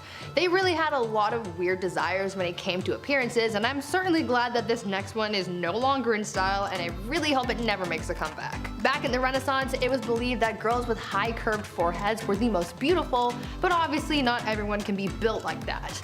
As people do, they came up with a way of achieving this look without having to be born with said attributes. In order to have that big forehead that people so desired, women were known to have shaved or plucked the hairs from their natural hairline to make their foreheads look bigger and therefore more desirable. They really said, receding hairline, but make it fashion, I suppose. At number 3, feet painting. Now you would think that all of the super bizarre beauty trends of the past were from way back in the day, but you would be mistaken. We saw some strange practices in the 20th century as well, especially during war times. Back in World War II, a shortage of silk and nylon in America created a bizarre beauty trend. Because these materials were needed to make things like parachutes and uniforms for troops, tights were quickly disappearing from stores. Because this was such a huge staple in women's fashion, they got creative and created a beauty trend where women would draw pantyhose arrows in their legs, dye them with different colors, and try and mimic the look of mesh tights to create an illusion close to wearing stockings. I feel like if this happened in today's time, I don't think I would be that desperate to do that, and you couldn't catch me drawing or dyeing my legs for this. I think I'll just stick to wearing pants. At number 2, strange corsets.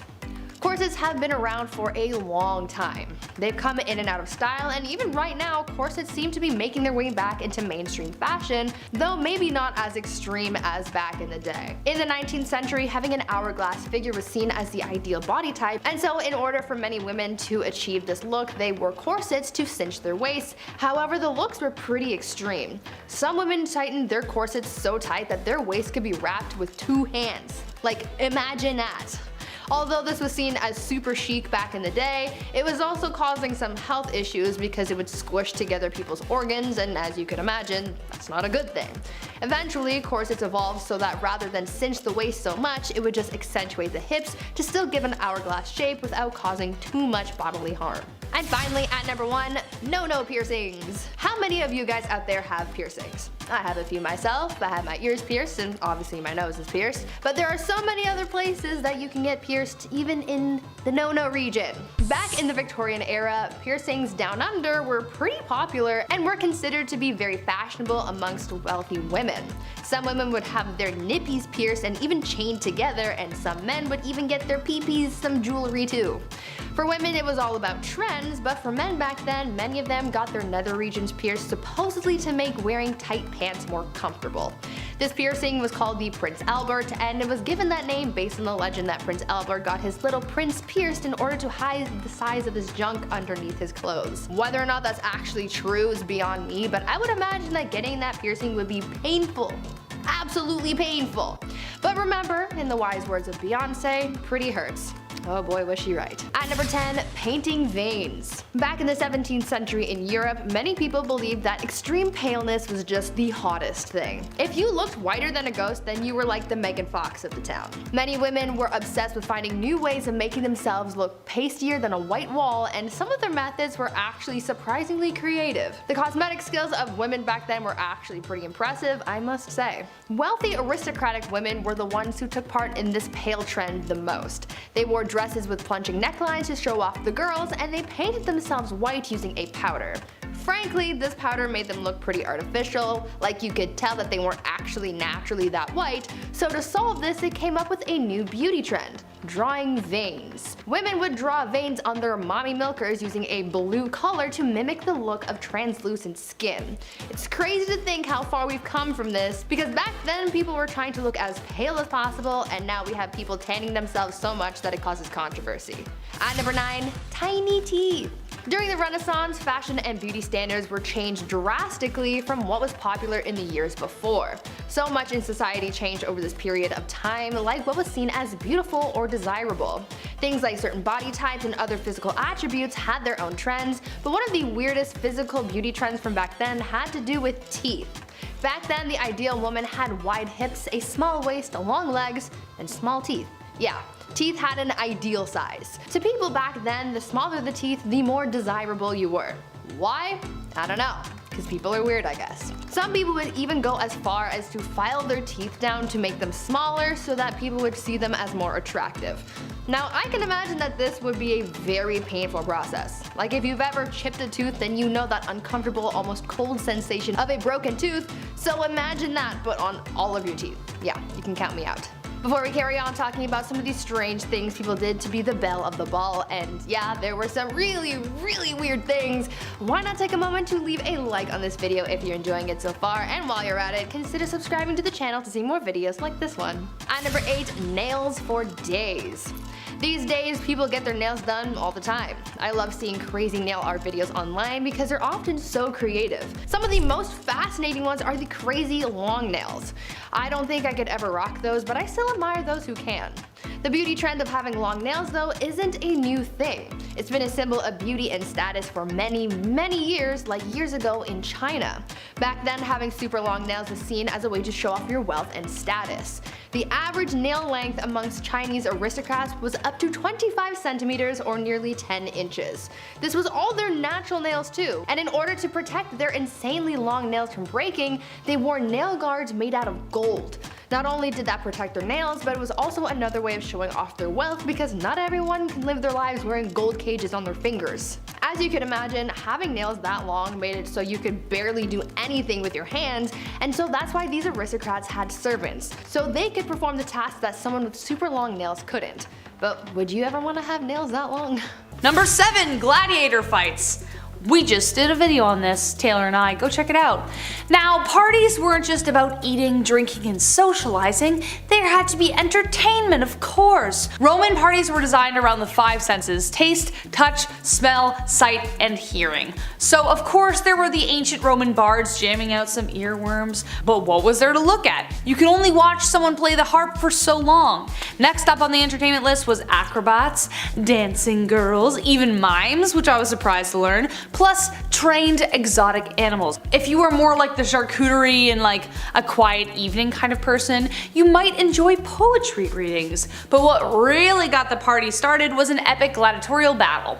Nothing like putting sharp objects in drunk people's hands. But that wasn't all they did. Parties were a big deal and nobles loved to outdo each other, so sometimes they went too far. More than once it got out of hand, but the most famous was during the reign of Emperor Elagabalus. He wanted to shower his dinner guests with flowers, so he built a false ceiling filled with them, but the flowers somehow ended up smothering some of his guests to death because he just kind of went overboard. Death by Roses. That's a poem title right there. Stick to poetry nights, my friends. Number 6, Saturnalia.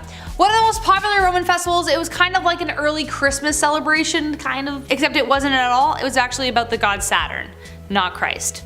Oops, but it did take place in December 17th to be precise, for 3 days. But people loved it so much, it soon got extended to 7, a whole week.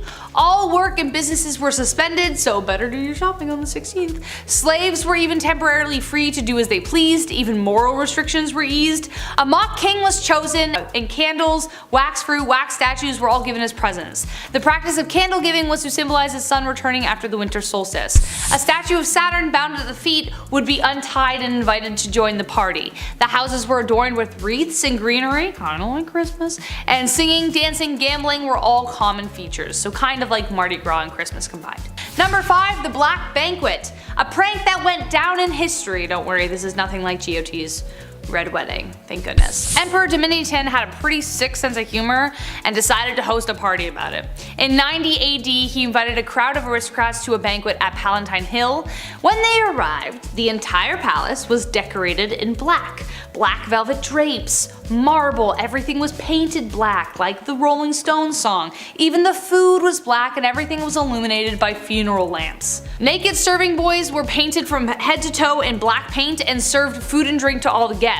When they sat down, their place marks were tombs with their names on it, and instead of lush couches, they sat on cement slabs. So basically he was like, yeah, sit in your own grave. Domitian had killed several senators in the past, so everyone believed that they were never going to get out of there alive. It was like a huge metaphor for their own deaths. The emperor himself babbled about death and decay the entire night, so after the party was over and the guests made it home with their necks intact, Domitian sent gift baggies with their tombstones and onyx plates, and a now clean serving boy ready to do their bidding. Turns out the whole thing was a prank and the emperor was back at the palace laughing his butt off. Number 4, Bacchanalia. The party that was so wild, it got banned. One word, orgies. The Romans dug that kind of kinky shindig, but they like to pretend they didn't. Bacchanalia, the bad guy, is a term used to describe a drunken, debaucherous party at frat houses or sororities, which isn't far off from the heyday. The Bacchanal celebrates the god Dionysus, also known as Bacchus, literally the god of wine and a damn good time. The celebration could include massive feasts, ritual parades and performances, and people carrying clusters of grapes around, and of course, wine. Lots and lots of wine. It used to just be held by women 3 times a year, but soon men were slowly admitted to the festivities and they started making it happen about 5 times a month. But this was the breeding ground for scandal, as it was rumored orgies and even human sacrifice occurred. So they were banned in 186 BCE, and if you ban something, you'll only make it more popular, so the celebrations continued covertly. So if you're into that kind of stuff, maybe forgo the human sacrifice, but there it is. Number 3, power play party. I've never lived within the aristocracy. I'm a blue collar gal. I'm never gonna know what it's like to be that rich, but I'm pretty sure this kind of who can throw the bigger party mentality hasn't really changed. In ancient Rome, parties were an opportunity to show off the amount of power a nobleman had. As soon as guests arrived, the extravagance and the rarity of the food, the vessels with which they were presented, were all judged as soon as they were seen. Wine goblets and jugs had to be functional yet exquisite, made from luxurious materials like gold, silver, and precious stones. Back then, a middle-class family could afford silverware, so imagine what the nobles could do. This display of wealth played the long game, and it could mean political favors could be made down the road. So, sneaky sneaky. Number 2, Party Island. This is where it gets really dark. Ever sipped on a Capri Sun? Well, this story may taint that memory, so fair warning. The island of Capri became a rich retreat for the Roman aristocracy, known for its sadistic debauchery. Emperor Tiberius laid claim to this island as a haven for his horrendous and horrific behavior. He brought really young, too young male and female people of the night to serve him at his villa.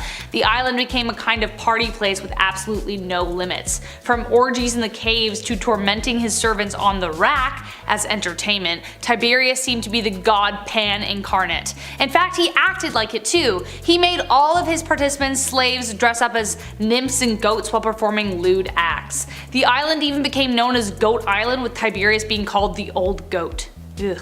Unless you enjoy dangerous games and gross parties, this definitely wasn't the party island fit for anyone. And last but not least, number 1, Caligula. Caligula's parties. Let's not go there. If you're a fan of Roman history, then you are familiar with the 2 most horrific emperors that ever were. One of them was Caligula. Though he started out pretty good, after an extreme bout of fever, his disposition entirely changed. Maybe it was because of the lead, we don't know. Many believed he was insane, as his cruelty knew no bounds, even when it came to joyous occasions. Caligula's thing was that he liked to embarrass the wives of his officials for some reason, and also his officials. He would force specifically married couples to his banquets, and then steal the wives away throughout the night and then violate them against their wishes. But his torment doesn't end there. He would then relay to the entire party everything that he did in graphic detail and enjoy the frozen shock on everyone's faces because they couldn't do anything about it. It's no wonder he was eventually assassinated. Even at a party, this guy knew how to kill the mood. He wasn't the only emperor to turn the dial on creepy, Tiberius, when the party started, but if you had to choose whose party to go to, this one plus Tiberius, both of them, just don't go near them. Go to another time frame. Just imagine it otherwise.